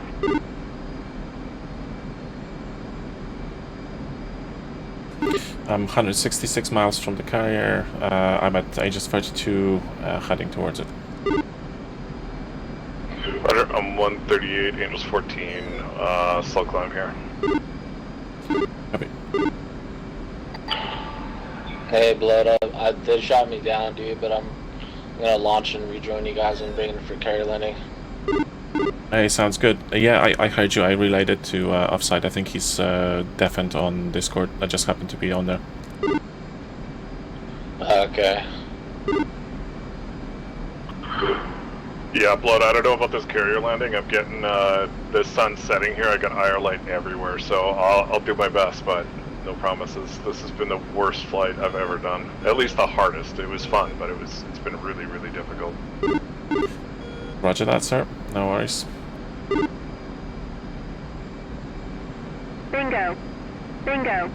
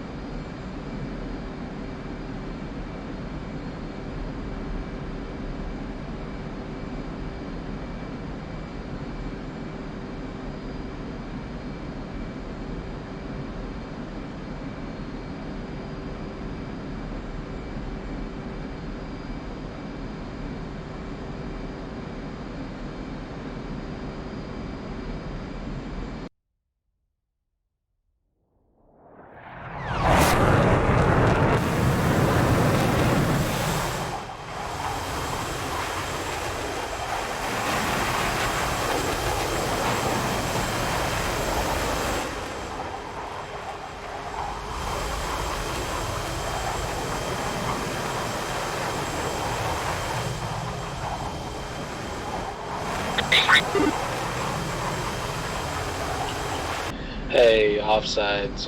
What's your altitude and heading? Angels 25, heading 254. Roger, thanks.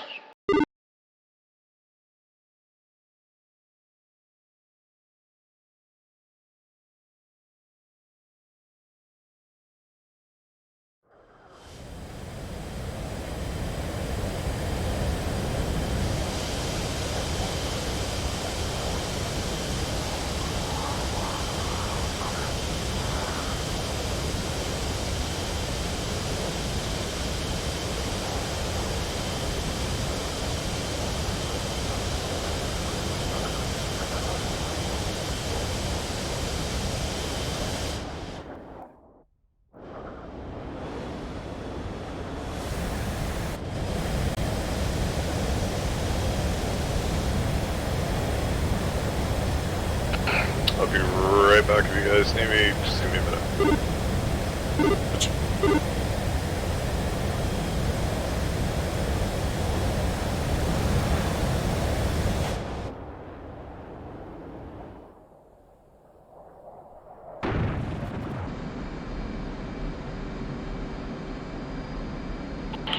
Hey, Bloat. Do you have your distance to the Teddy? 97 miles for me, approximately about 80 for offside. Okay, roger.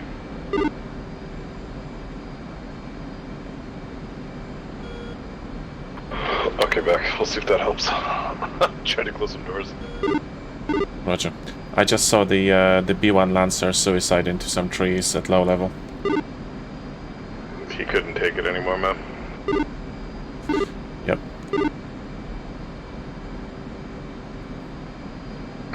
Just a mission bug, you think, or what? No, I think they were set to just. I think they were set to fly off. Maybe they just didn't have a task anymore, and they decided to fly low level, and he was seemingly flying on like radar hold or something, and he was pulling up, and then put burners on, but it was too late. So he just got bored, huh? That's crazy. Yeah.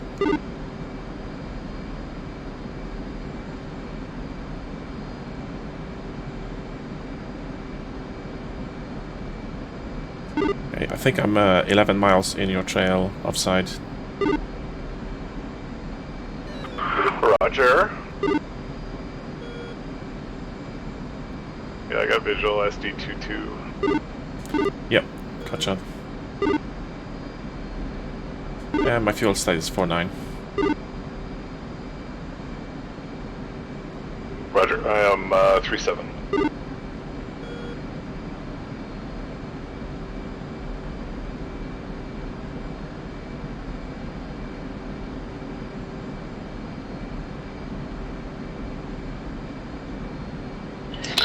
Offset, what's your distance to the Teddy now?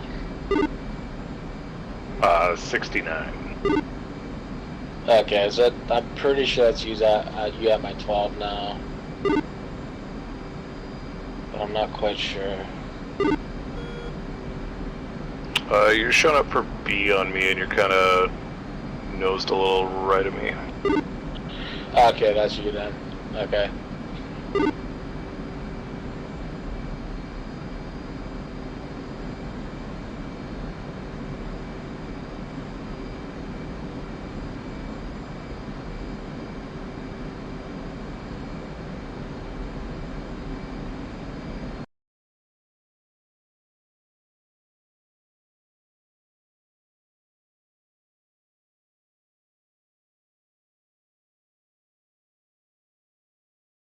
I've asked for Arco 2 to be launched just in case. Perfect.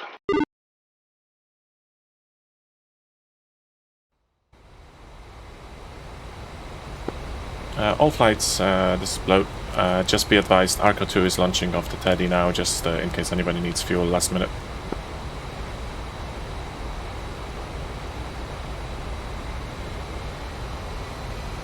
Crow's gonna be making that left turn back to rejoin, but I'm gonna stay low on you. I'm gonna grab like 23,000 feet here.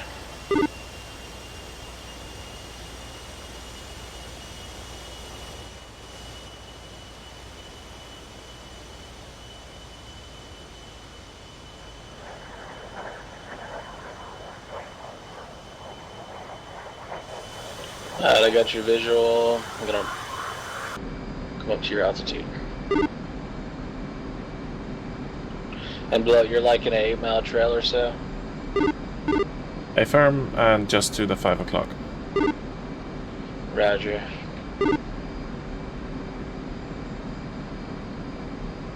Alright, 1 check left for 2. I got visual on you. Roger, roger. Request rejoin, right ash. Yeah, ver. Well, should we just roll in a greaser, or what do you think? Second.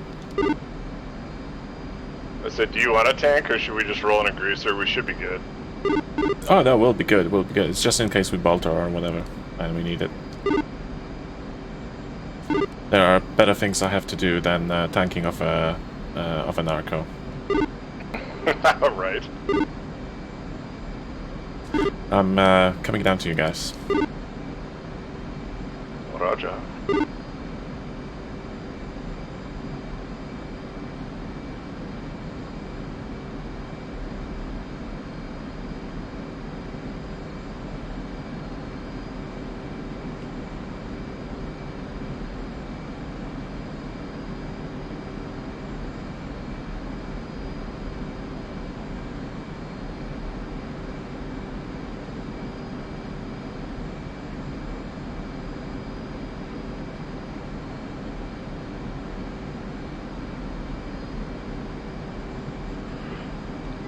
Well, usually you start your descent around 30 or what?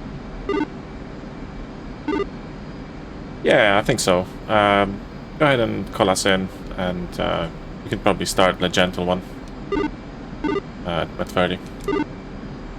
Okay, what are your guys' board numbers? 202. And I'm 212, and my fuel state's 8.9, but I'm probably the higher fuel state, so it doesn't matter. So yeah, 212 for me.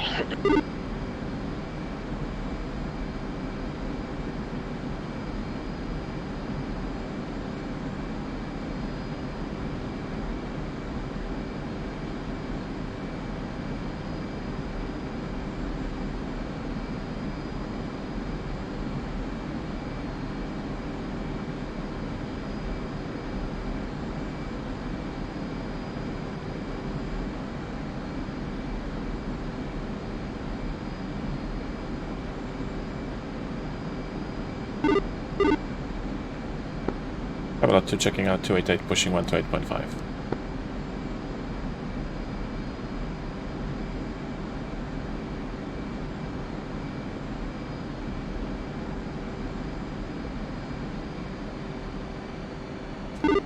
One say speed. 268. Hey, 1, just request a little throttle in the descent. Yeah, a little on, but I'll give you a little more here. Cool. Heavy bugger.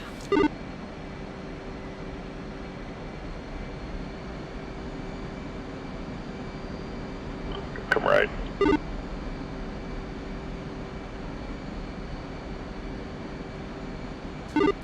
I wasn't on the channel at the time. Did you guys catch the BRC? Yeah, BRC is 336.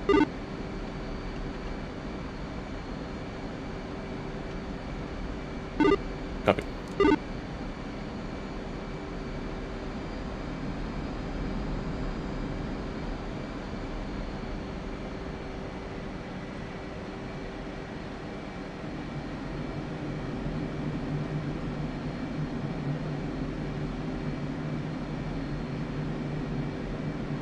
Just gonna give you a little speed break, make it easier.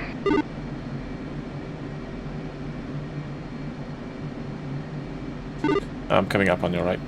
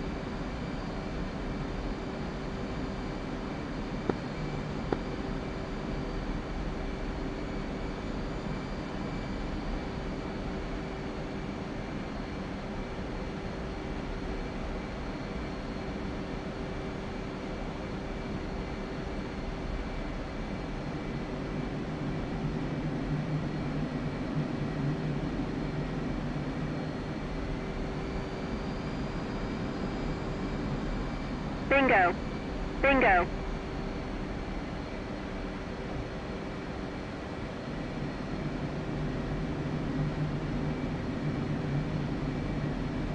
Southern right. Visual.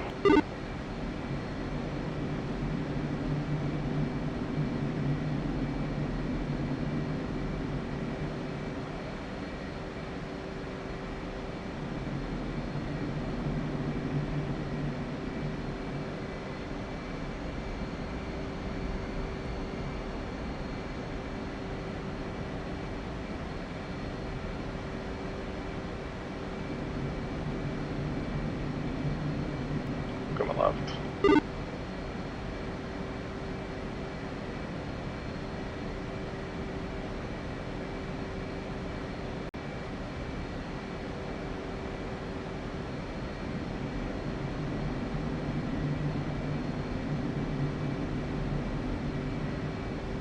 Altitude. Altitude.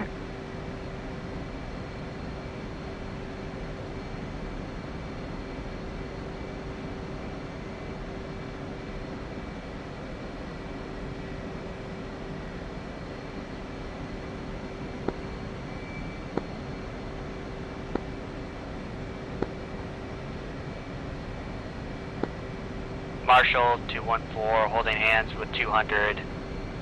Marking bombs 041 for 43.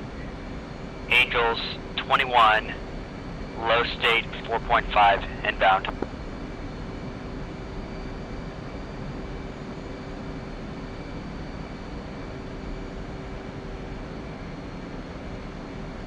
Marshall 214. Marking bombs 048 440. Angels 21. Holding hands with 200. Low state 4.6. 214. Mother's weather is visibility 10 plus mile. Scattered clouds at above 10,000. Altimeter is 29093. Case 1 recovery expected BRC 336. Report see me at 10. 210. See you at 10.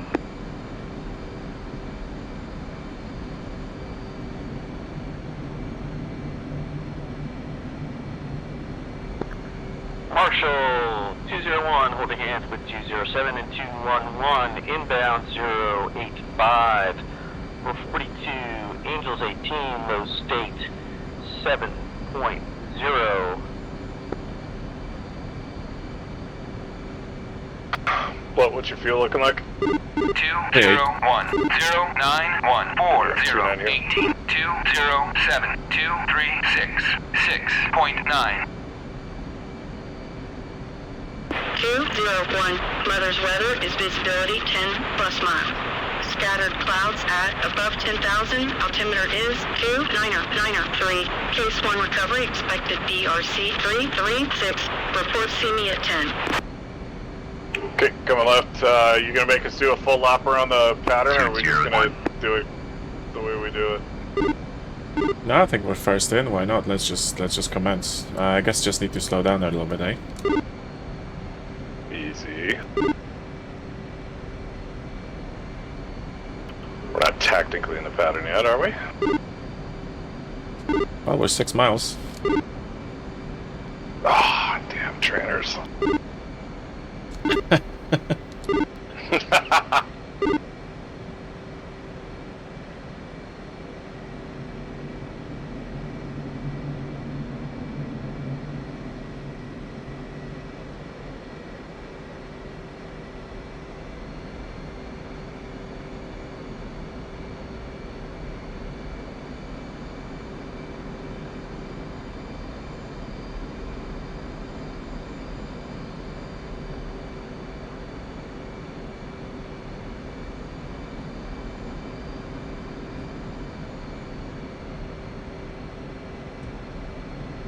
God, this jet's beeping at me every second.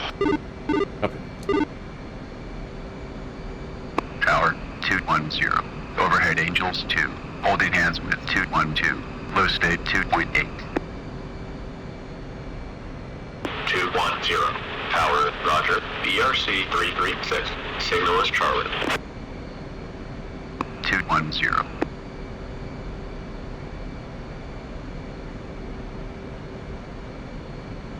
Hey, Blood, are we calling the ball channel 1 left? Yes, sir. Thank you, thank you.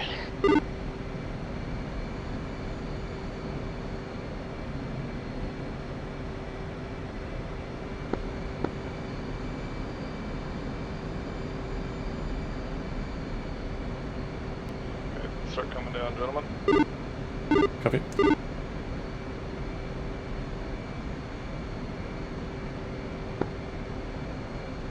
Marshall 214, see you at 10. 214. See you at 10. Coming left. Update state switched out.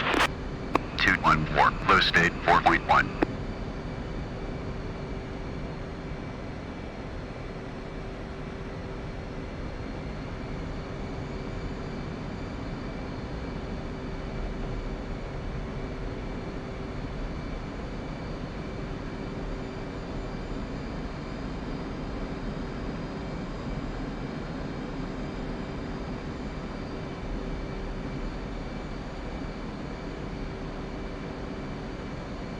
Tower 214. Overhead Angels 8.5. Holding hands with 200. Low state 4.1.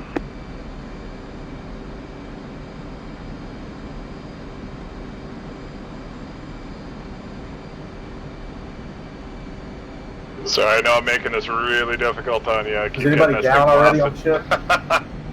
ship? I was expecting you to keep pushing it up to 350, anyone so from I Camelot 1. kind of slipped past you a little bit there, but we're all good.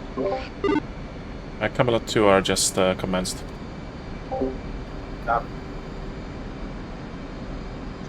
Hey, Tex, you guys marshaling at Angels 3 or Angels 2? Yeah, it just keeps snapping me out so I can't see anything, and then we'll go for like Angels 3 2. seconds We're, later it'll give it to me back. We'll go Angels 4. Sucks. We're 50 miles The from the boat. worst. Copy.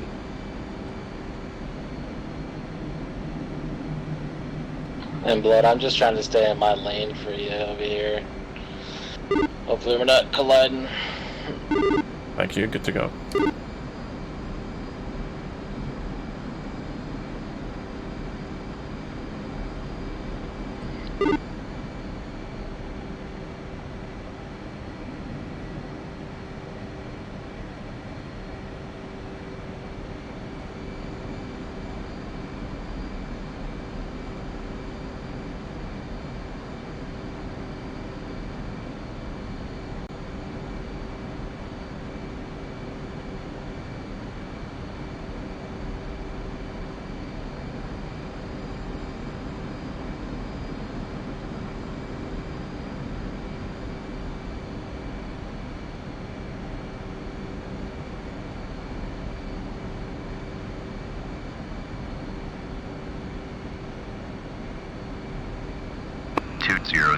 See you at 10.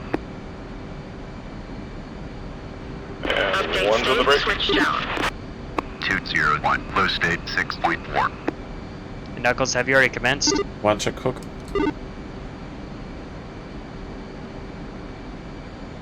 Hook is down.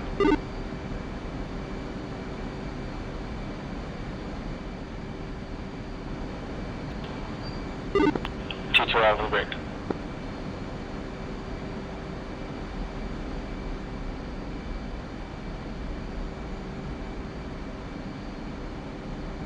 Tower 201. Overhead Angels 4. 202 in the break. Holding hands with 207. 236. Low state 6.3.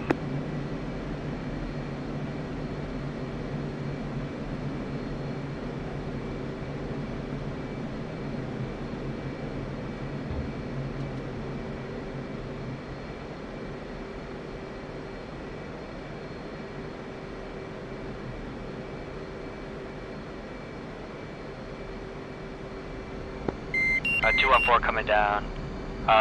214 and 200 coming down Angels 2.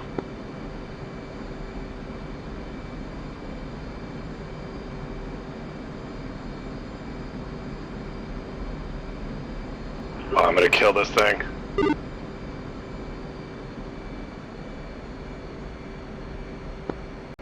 with the 90. Okay, you extended. I'm just gonna wave myself off, put myself back in the pattern then. Oh yeah, sorry again, man. This thing, it's still locking me out. Yeah, I'd consider you like kind of a emergency aircraft. You know, it's like if you pilot can't see well, just give way to you. I'm gonna swing it back around here and just fly the Vulture pattern. Okay, sounds good. I'll try to not mess this up.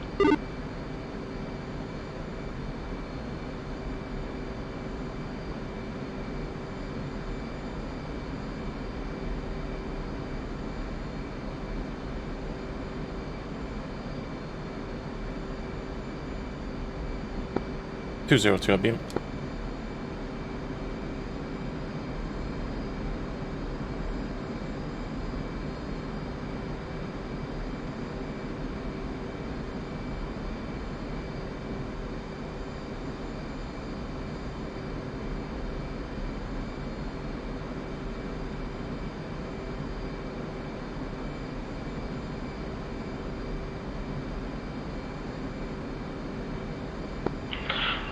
Turn it back downwind. 201. Tower, roger. VRC-336. Signal is Charlie. I sit in. 201. You didn't see it. I was saying that good job if you're having all those issues with the track car, you still did it. Oh yeah, absolutely. Thank you.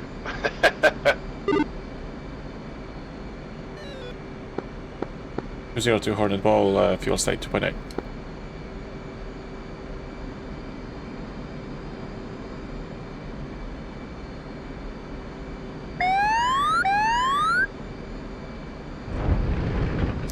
Red deck.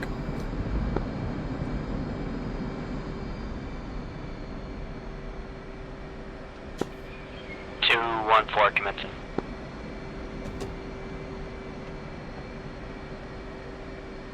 Green deck. Bingo. Bingo.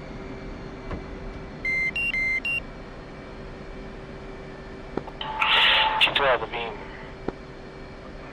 Blood, that was a really interesting. It's frustrating, but it's really, really difficult when your tasking is like blown apart by this. It's really difficult to fly. It's such a small annoyance, but it just blows away all your situational awareness, no matter what you're doing. It's really weird. Oh mate, don't need to tell me that. I struggled with that as well. Like whenever I fly during the daytime, and I use open track, so. Yeah, just with like a camera-based thing.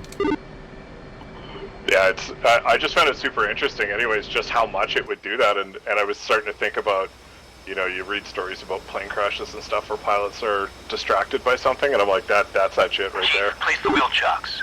Yep, stand by. Copy. 3/4 mile, call the ball. Wheel chocks are now in place. You're on guide spot. 3.9. Perfect, good line up. Keep it coming.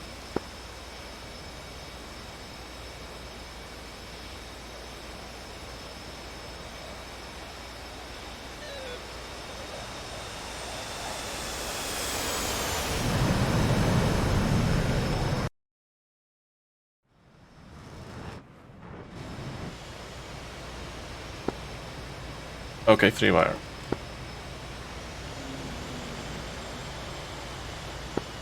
Tower 214, 3 mile initial.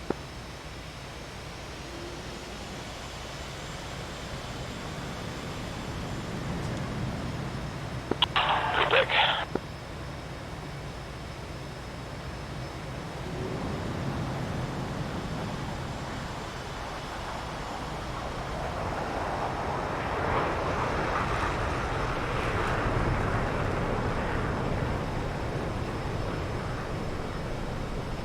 Chief, remove the wheel chocks.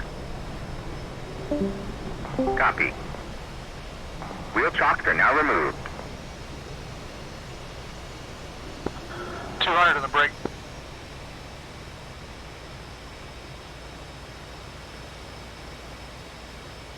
Chief, place the wheel chocks. Copy. Wheel chocks are now in place.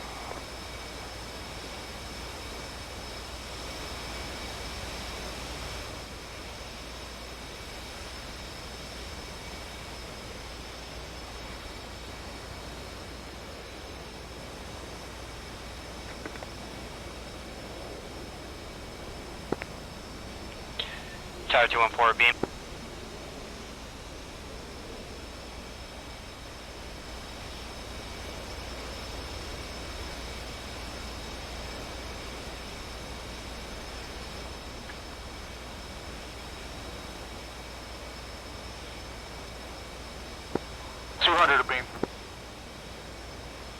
I lost contact.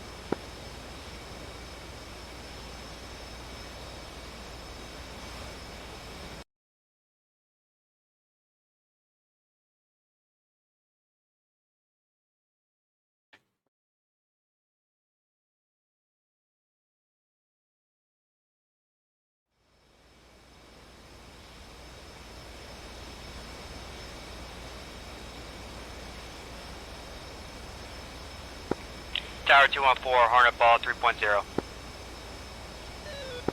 Roger ball, you're lined up left, come right.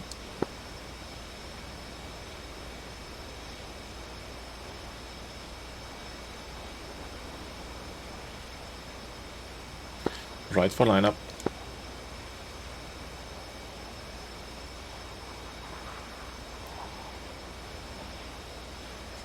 Approaching cloud slope, bring it down a little bit, come right. One of them's gonna have to wave off.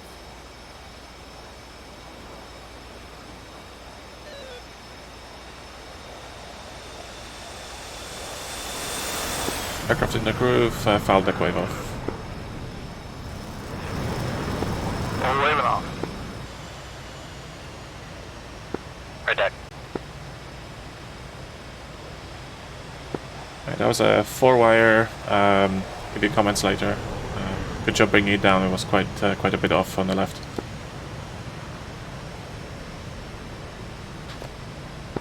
Two and 4, thanks.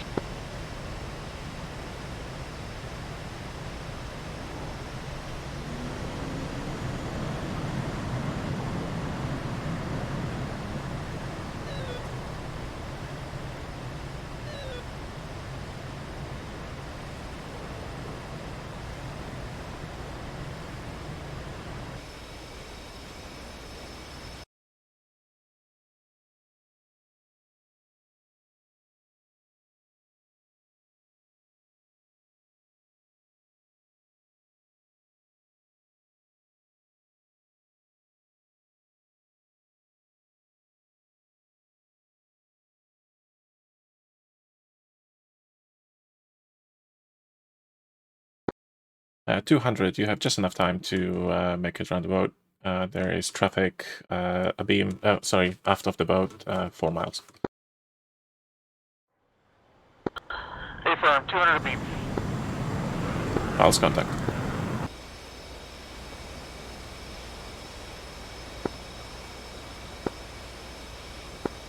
Two 201, 207, 211, 3 mile initial.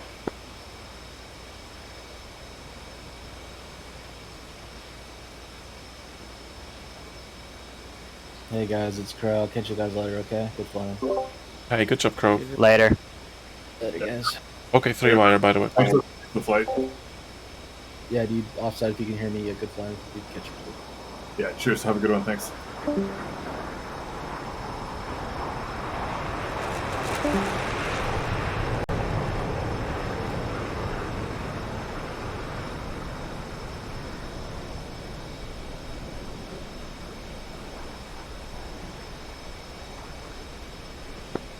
Three-quarter mile, call the ball. 200, hold a ball, 2.8. Copy. Yeah, a little high, a little left. Come right.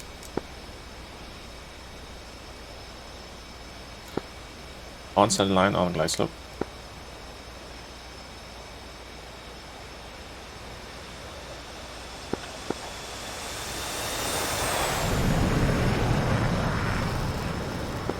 Red deck. Just a tiny bit of a settle for some reason. Looked good. Fair 1-wire. 207's in the break.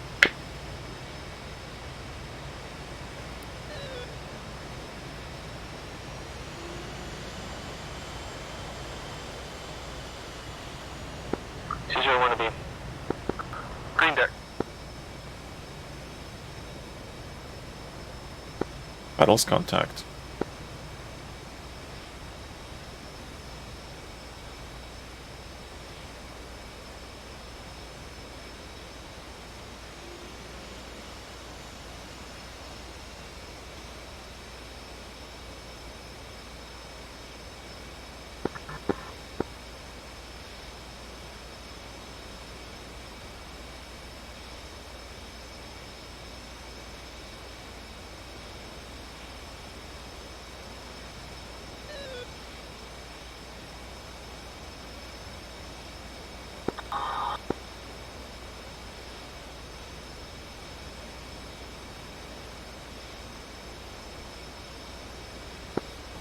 Aircraft in the groove, call the ball.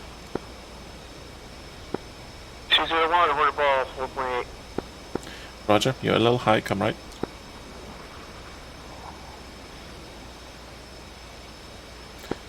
Work it down, center line.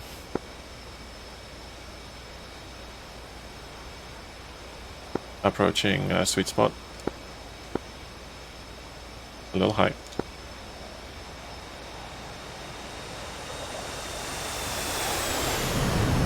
Bolter, bolter.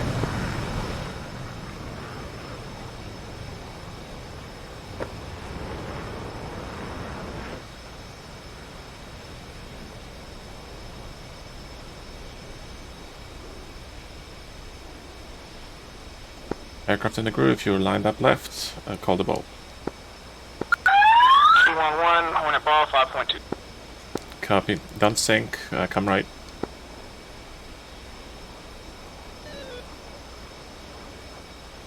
Right for lineup.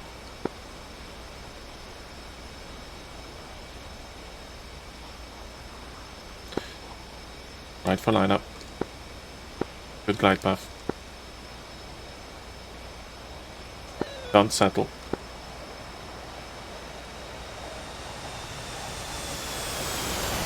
Okay, 211, bolter, bolter, bolter, hook is up.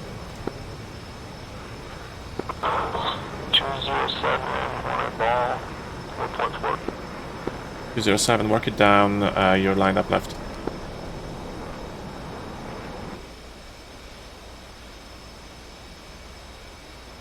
On center line, work it down a little. And slightly left for lineup.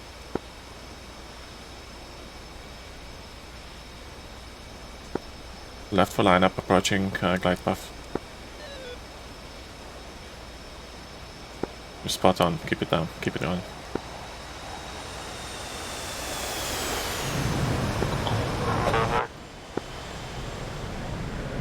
Bolter, bolter, bolter. Yeah, so that would be one of those too much power in close calls. Comments. Yeah, for sure.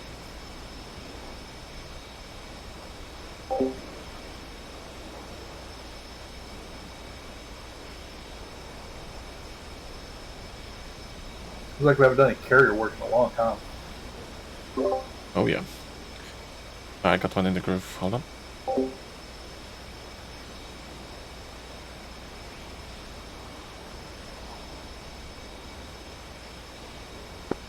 Aircraft in the groove, call the ball, you're lined up right.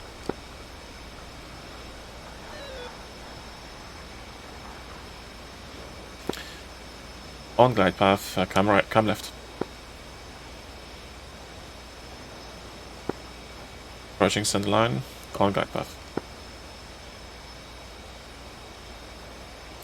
Don't saddle, keep it coming, good.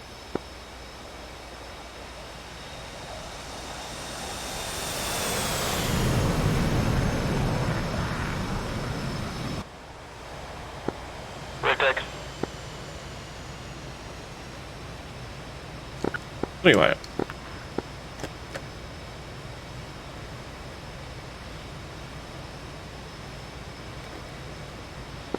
Red deck.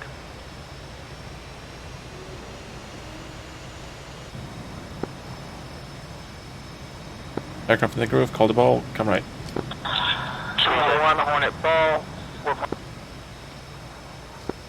Okay, come left, you're a little high.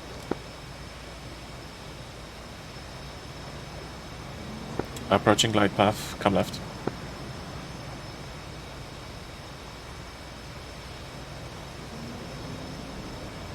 Don't sink, left for lineup.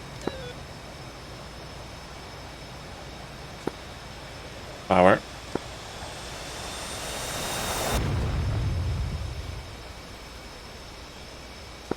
Get the helo up here.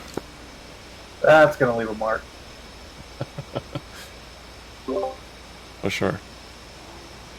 Aircraft in the groove, call the ball. 207, one ball, 3.9. Copy. Cam left. And you're a little high. Yeah, my stick came disconnected. Oh, jeez. Yep, that'll do it. I've got this new setup. I'm starting the center, but the freaking front cable keeps coming out. Work it down a little bit. I gotta rethink this build. Don't cut too much, add a little power. Bolter, bolter, bolter. Take it easy. What's your fuel state? 2.8, I'm good. Great.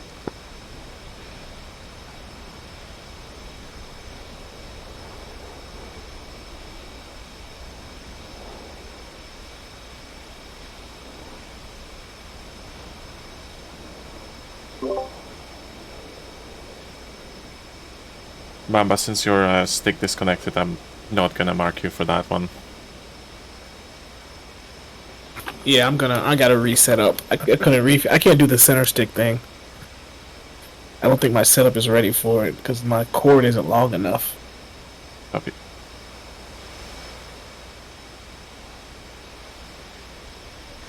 I've added that excuse to my book.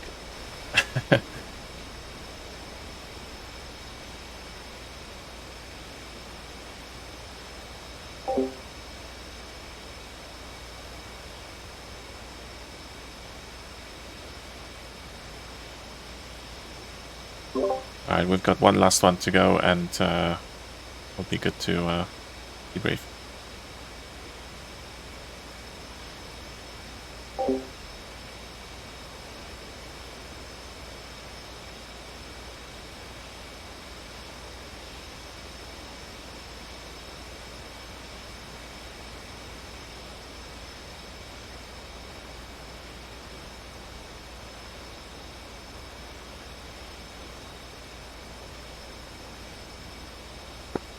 Captain Grove, you're a little high, come right.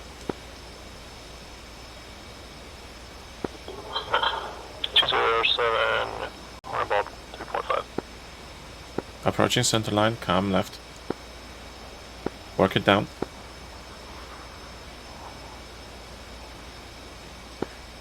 Left for line up, work it down a little.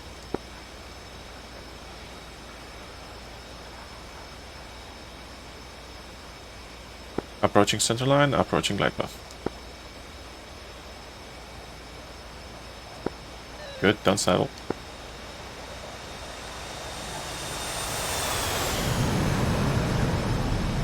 To wire. Fair to wire on this one, Wizard.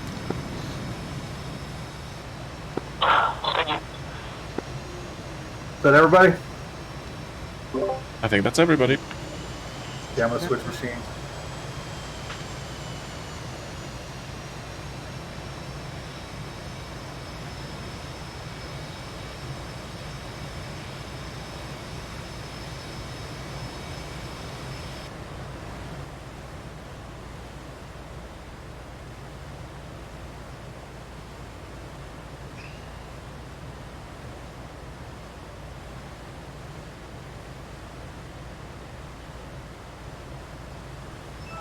Just a few technical difficulties today. Yeah. I think Mamba had the same thing you did today, last time, if I remember correctly. It was just crashing on him. Yeah, like 6 times or something. Yeah, he's gotta opt out of that beta. Yeah, I think he's on Steam. Yeah, if you there's a Steam mixed reality beta. If you opt into that, it will destroy DCS.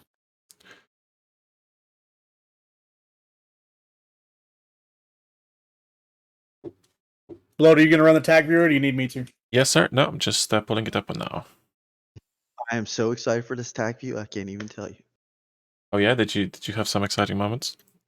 Shot 3 fucking planes down tonight. Ah, sweet. Nice. I think that's more than I've ever shot down ever, like, in all the time ever. Sounds absolutely spondugly. Did you guys get the 31s?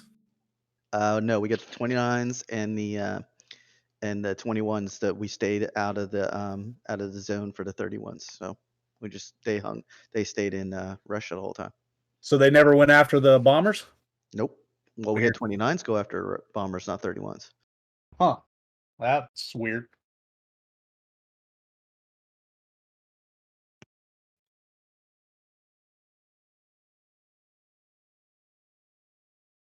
All right, stream is up and Tag view is also up.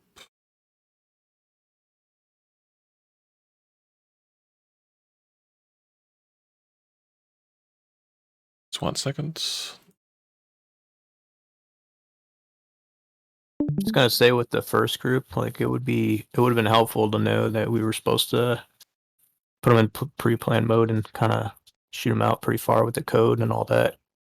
So I was following the flight lead in there and just got nailed. Yeah. Yep. Well, we did talk about that a little bit in the brief. We probably could have covered it a little better, but yeah, that was absolutely the best way to do this was pre-brief without having to get in there, Wes.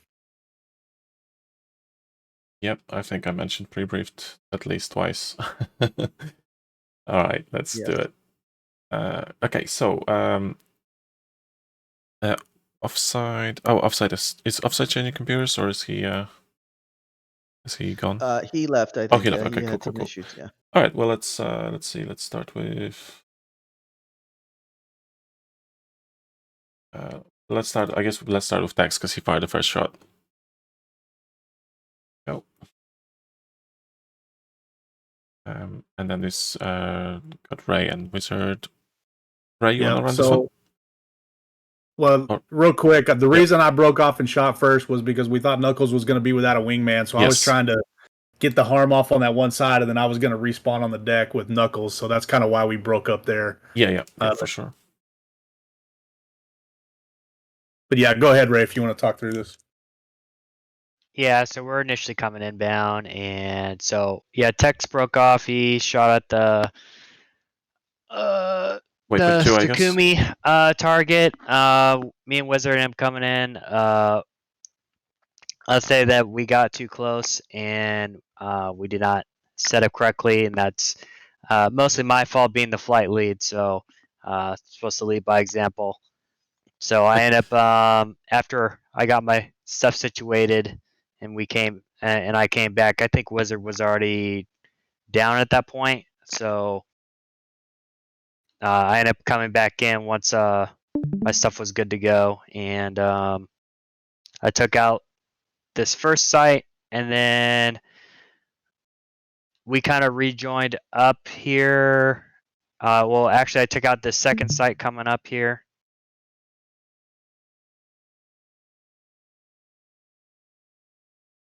So yeah, we come around, and he got shot, and then I came in, and I was trying to get it off, and then it finally went off, and then I didn't have any harms left. So, but Tex did. So what we end up trying to do is that we're gonna use his laser, and then I was gonna use my 82s on just some tanks and stuff that we had going around, but that ended up not working. So I just punched in coordinates and was able to get off a couple rounds for the bombs, and then we hit Texaco, got a couple of pounds, and then we went for the BDA shots. So I have at least a screenshot for waypoint 7, and Tex got waypoint 8, and then we headed back to the carrier. Roger. I just wanted to show everybody when Tex takes the shot, and also when you guys need to go defensive. I want to show everybody what the ranges actually end up being. Here we go. So for the second site, which is here. So Tex takes the shot at 30 miles, which is perfect. So you then have about 7 miles to go, or 10 miles to go before they're actually lethal to you.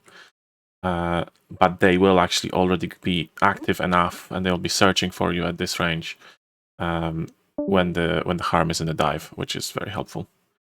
And as you can see, they should. So the reason they should be on their lethal range is because if were you to drift into their range, it will catch you. So they will actually shoot you a little bit before, like 24, 25 miles sometimes. And I think you can guys see it here where Wizard got in just. Let's see how far that is. Actually, maybe they actually shot at 23 or 22 even. So I guess the lethal range circle here is not quite accurate because it is at the range is 23 miles. And really, Wizard, I think where your mistake there was turning back in. Like if you would have turned cold there, I think you could have defeated that relatively easy. Yeah, that turn, your first turn was really good, and then the second turn should have been away instead of into, and I think you would have been fine. Yep, that's all right. Live and learn. Okay, who's next? Knuckles. Knuckles, where are you? Took them a while to get off the boat. Probably in a ship still. Yeah, gotcha. So we just Mamba had some computer troubles. Was sitting on a ship waiting for Tex to come back, and Wizard came back to the ship, and I was like, "Hey, grab some air to air." And so we basically met up at Waypoint 3 and started our patrol. Made sure to stay well south of the border, and just kind of hold it. We saw the MiG. I guess we saw the MiG 21s come up, and instead of going right towards them, we waited until they came in close. I fired one off, hit it unbelievably. Freaking Wizard took that guy out, and then Did we you went see back. that? I think he had 2 missiles actually. Look at that. Yep, beautiful. Nice. Sorry, go ahead, Knuckles. So then we turned back into to our patrol. Kept going. He had a MiG-31 come up, and Wizard took him out, which was awesome because we didn't have to worry about him anymore. So what happened? There should have been a second MiG-31, is it not? Yeah, I don't know what happened to him. Wonder if I took him out. I may have taken him out. Made him just a single ship after last week. Roger. Yeah, it looks like you guys were a bit quite lucky. I mean, to be honest, we have the same to report. The MiG-31s did not end up posing a threat this time around. So in the mission, they're set to go after the bombers. Like they won't engage anything except the B1. Roger. It was too hard when those guys turn and shoot you from 40 miles away. It's just Yeah. So and then we continued on our patrol. Wizard's computer crapped out on him, and so then Mamba was up, and so Mamba joined with me, and we're going towards Waypoint 3. He defeated a SA-6 missile, and we turned back towards Waypoint 4, and we had the 2 come up, and I fired a 120 off at the first one, got him, and then Mamba was engaged with that second one, and he had a missile fired at him, and he turned off, and I had a 9X and went in behind him and took him out. Very good. Yeah, we had some fun fights with 29s as well. So and that was it. And we rejoined, went back to the tanker, and the Wizard rejoined us on the tanker, and we went back to the carrier, and the rest is history. Indeed. Looks like all of our B1s survived this week. Yeah, except for on our side, they decided to go skimming the trees and suicided themselves one by one after they dropped.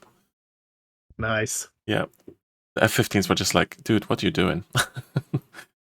All right, so let's see who's, I guess, I'll have a look for... Who was the seed flight on your side? Crow and offside? Yes. So there we go. There we go. Either one of them are here, but let's see what. Yeah, let's just see what they did. So I think they were. So we I kind of made a blunder here because I put us into a holding pattern, even though we didn't have to, for about quarter turn at waypoint 1 instead of pushing to the hold. But I realized just about there, and then we turned back into the hold. So we just about clipped SA2 and it started shooting at us. That was because of that initial left turn. But meanwhile, these guys were doing good work here. They split up onto one side each. Probably maybe drifted, maybe Crow's drifting a little bit too close. Let's see. Oh no, actually no, he's not. So he went out of 30 miles. Oh, sorry, this is the actual site. Apologies. So yeah, it's a good shot. He takes it out. And as you can see, this is what I've tested the other day. The SA2 site, even though it's lethal at 23 miles and probably start pinging you at about 25, 27 miles, it's actually active before that if there's EW sites around. So as you can see, it's seeking onto it, and the nearest friendly is 28 miles or 29 miles, and harm still hits. So that gives us a really good advantage over the SA2s. We can literally just be, way outside of the range all the way through the flight. So we're risking nothing if there's nothing else nearby. And then offside on this side. He launches a little bit closer in, but still outside the range. They launch at him, and they die. How'd they do against the SA6s? Yeah, let's have a look. So I know that there was at least one SA6 that engaged me and Sooty. I know they were fairly low on fuel, but they did find. There we go. There's the spawn of it. So Crow senses harm on that, and I'm sure that harm gets destroyed instantly. Yeah, like immediately. Let's have a look. If actually, tell you what, it actually didn't. Which is interesting. So he said that. Surprising, yeah. Yeah, surprising. So I would have expected the SA-15 to pick this up, but maybe there is. Hold on, is there an SA-15 there? That's a good question. I don't see it here in this site. There's not. There's not. So maybe that's why. Yeah, that would be why. That would be why, unless it's maybe in this site. No, that's just the probably one in there, but none of those will go active. That's the target site. Yeah, Roger. So yeah, there's no SA-15 here. Looks like. So I want to change. I want to say you changed that. Oh no! Excuse me. There is. They just didn't see it. Yeah, I don't know why I didn't shoot. It's weird. So I found that SA-15s will, they take a while to, unless you spawn them with combat readiness red or whatever it's called, that parameter. Yeah. The first target they encounter, they often miss unless they have good EW like before. So I don't know what happened there, but so he got it quick. I think he got it quick after the spawn. Like, look, it's literally, let's see, 11:40. They spawn at 11, 12, 10, and harm makes it there at 2 minutes and 30 seconds or so. So yeah. Could be that. Let's have a look at offside. So offside gets engaged by the I think that might be the SA-6. Yeah.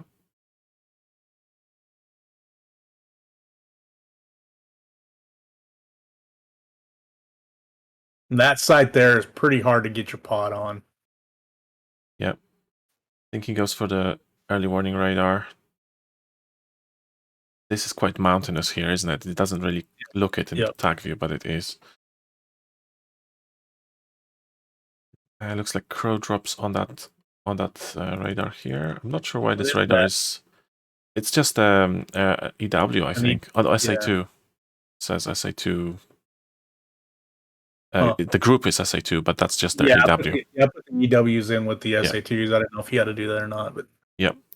So it looks like they've basically captured maybe the search signature.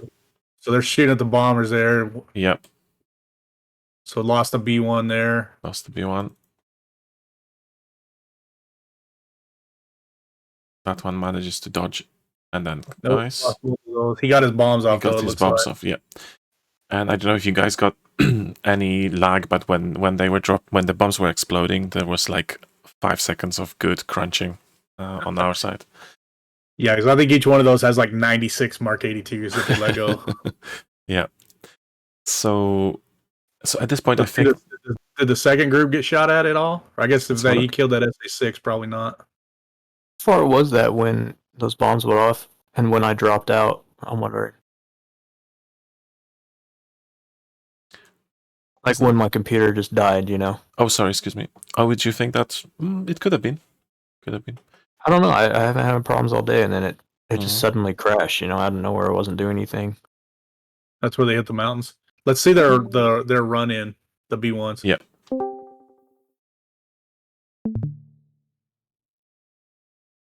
Okay, here we go. Well, I was weird. I just got kicked out of freaking Discord. Oh. Maybe Code's here. No, he's not. Right, here's the run-in.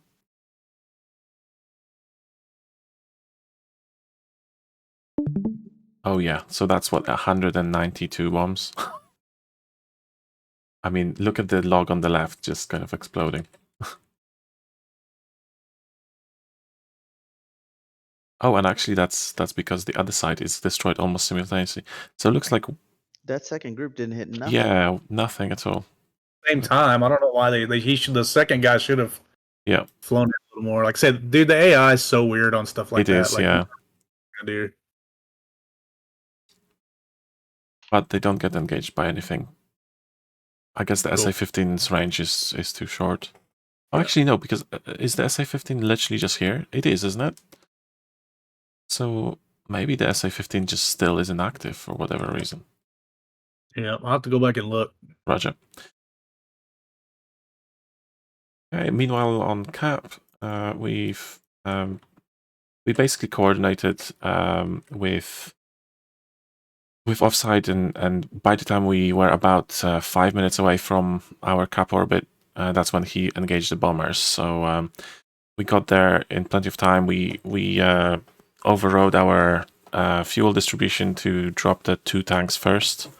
So we went into external override and centerline stop. So we dropped those tanks way before, and we were really slick here. We still had 11,000 pounds of fuel when we were on our orbit, which was really helpful. We got these 2 MiG-21s. It was really good SA with Sooty. They were kind of in the clouds, and it was just looking fantastic. We got 1 each. After that, it was quiet for the most part. We did see the 31s here and over there, just sort of pinging, but they didn't really push. What's up north right there? I think that's your group of 31s, like way up at the top of the screen. This one, yeah, and they maybe it's because these bombers here got destroyed. Do you think? Is that possible? They should have already pushed, so I don't know what the heck they're doing. Roger. Yeah, so these guys just went to land, so we saw them on SA just descending. And this is a point in which we dropped our center lines and then got shot at by the SA-6s here, both of us. So we just went, music on and went cold, and then we decided to sort of split up. So since I was already flowing east, Sooty continued to 8.3, I continued to 8.4, and then that's when I saw the MiG-29s turning hot, just about here. I initially just thought there's one, and I thought it was a stale contact, so I shot him down literally as my missile comes into... actually, hold on a second. Did I shoot another one earlier? No. So I shoot a missile, and literally as it's about to hit him, I lost a second one, like virtually a second, because my countdown was done, and I didn't have a BDA, so I launched it, and then the BDA popped up on my screen. So that's when I thought that this contact here, which was like 14 miles, I thought he was for sure just a stale contact because I didn't realize it was a 2-ship. So once I realized it was a 2-ship, I went cold because I wasn't in a position to launch on him. He was down in the clouds. He was like initially probably, well, looks like 7,000 AGL. And he went in the mountains down this valley. So I was afraid of a long-range heater shot, so I coordinated with Sudi and I just put my burners on first to get about 300 knots, and then I just put full mill and headed towards him. And we coordinated an AMRAAM shot just about here. So he shoots, I come left after that, and he kills him. Nice. So that was a really, this was like a perfect, I don't know what it's called, but you know, when you sort of drag them into your wingman. Yep. Really good positioning there. That was sort of accidental because of that SA6 launch, but I think for those cap orbits that are fairly short, I think that's perfectly reasonable, is to split up, and I think that's what I'll be doing next time. Just split up straight away. And I think that's it. I don't think we had any more engagements. We stayed until Sudi had to go, and the bombers did their job, so I coordinated with offside and joined him. Got pinged one more time by this SA6 here, and then turned back to the Roosevelt. And then Crow at that time. Sorry, go ahead. I was going to say, sorry, I should have waited. I was going to say, we need to, that thing you guys did with the fuel, we need to make that like an SOP. That's a really good idea. It's amazing when you have 3 tanks, yeah. So the way, I don't know, you guys probably already know, Ray, Wizard, I don't know if you guys have done it before. For what? Sorry? So if you... Yeah, I don't know what you're talking about. So if you're running 3 fuel tanks, like for like a cap like this was... Oh yeah, you pull fuel from those first, right? Yeah, you pull fuel from the outside ones, and you stop the center line. It's not going to make your jet fall out the sky when the external ones come out, but it will allow you to save that center line for later, so you have less resistance and you can go to, you know, we were basically holding it about Angels 32, 33 for the whole duration. And when I started turning back towards the carrier, I had almost 7,000 pounds left. So yeah, really recommend it. That's an hour and 20 minutes into the mission. Yep. And I do the same thing when I'm double ugly. Yes, I'll sir. stop the wing tank, and that way you're not just constantly trimming. And then as soon as you start dropping ordnance, then you turn the flow on, get the gas out of there, and it just kind of keeps you balanced until you start dropping ordnance. Yep, definitely. Yeah, it's a really good idea. And same thing when you're like, if you're on the tanker and you're double ugly and you're not going to fill completely up, just override or stop that wing tank. And then that way, when you're filling up, you'll just take it into your normal in the center line. And because if you're on the tanker and you're filling up that wing tank, then it's going to pull you out of trim. Yep. Yeah, for sure. I want to Cool. see this. Well, our results, I guess, were probably about the same as last time. I think maybe we lost a couple less B1s, but I think we still had 3 out of the 4 target sites hit. So these seems like we got the SA2s a little smoother. Yeah, I think so. Today. Did you say we didn't hit one of the sites? Which one was that? I think we hit all of them. You know. Or yeah, go back to the I guess it's the one on South Ossetia. South Ossetia, Roger. The northern one. That's the one that the bombers got hit. I don't know if they got bombs off. They managed to get the bombs off, yeah. So that's okay, like in the nick of time, yeah. Just about managed to shoot them. Cool. Yeah, and that side for seed was definitely harder. Like I almost went with them instead of being on 3, but I knew with those 3 SA2s over there, we might need the harms on that side more so. But like trying to hit both of those SA6 sites on that side when they spawn in is tough. Yes, sir. I mean, so many bombs. And what really kind of made me mad is before the update, when I built this mission, I could get every one of those bombs within kind of the walls of that little compound. Yeah. And for some reason, after the update, when you adjust the string on that, it just doesn't change anything. Like they hit. Although, look, they did a better job than last time, right? Last time they went really, really long, and this time they just went a tiny bit short here. But actually, probably about 2/3 of them get right in the walls there. Yep. I mean, that is a mighty strike. Well, that's one of those things. That's enough explosive power that nothing in that area is left usable. Like splash damage from that's going to be ridiculous. Yeah, definitely. Yeah, the overpressure will take it out too. So I mean, you don't even have to have any shrapnel or anything. Just the overpressure will take it out. Roger. Cool. Well, good job, everyone. Hope you That was guys fun. enjoyed this one. Next week is going to be a little up in the air. Our next air-to-ground weapon to train on is going to be slams. And with the ERs coming out in the next update, I really don't want to. I want to wait until that update hits to do it. So we'll probably do BVR on Tuesday, and then if the update hits, we'll definitely do slams on Thursday next week. If it doesn't, we may switch gears and do like a Scarlet Dawn mission, or do case 1 practice, or do something different. But I want to wait to train on the slams until the new models come out, because they're flipping sweet. Definitely.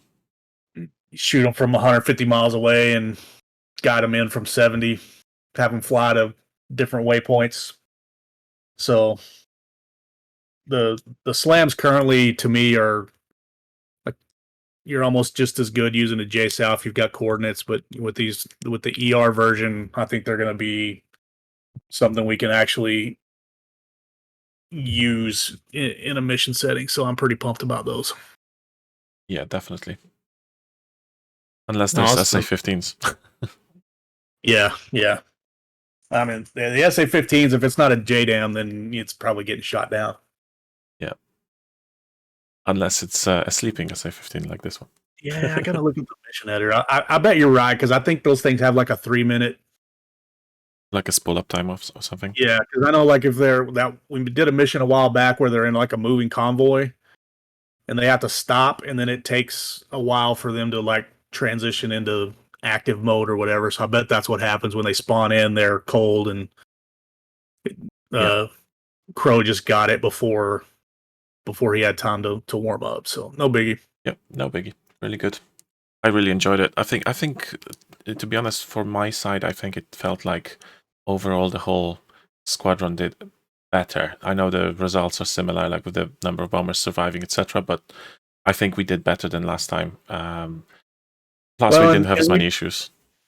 Well, and we had, like, I think half of us had to respawn last time to get in here. So, I think we had Wizard respawn due to getting shot down. I think that was really the only the only loss we took from that side. So most of the rest of the crashes were PC related. So I think our attrition was much better on this time.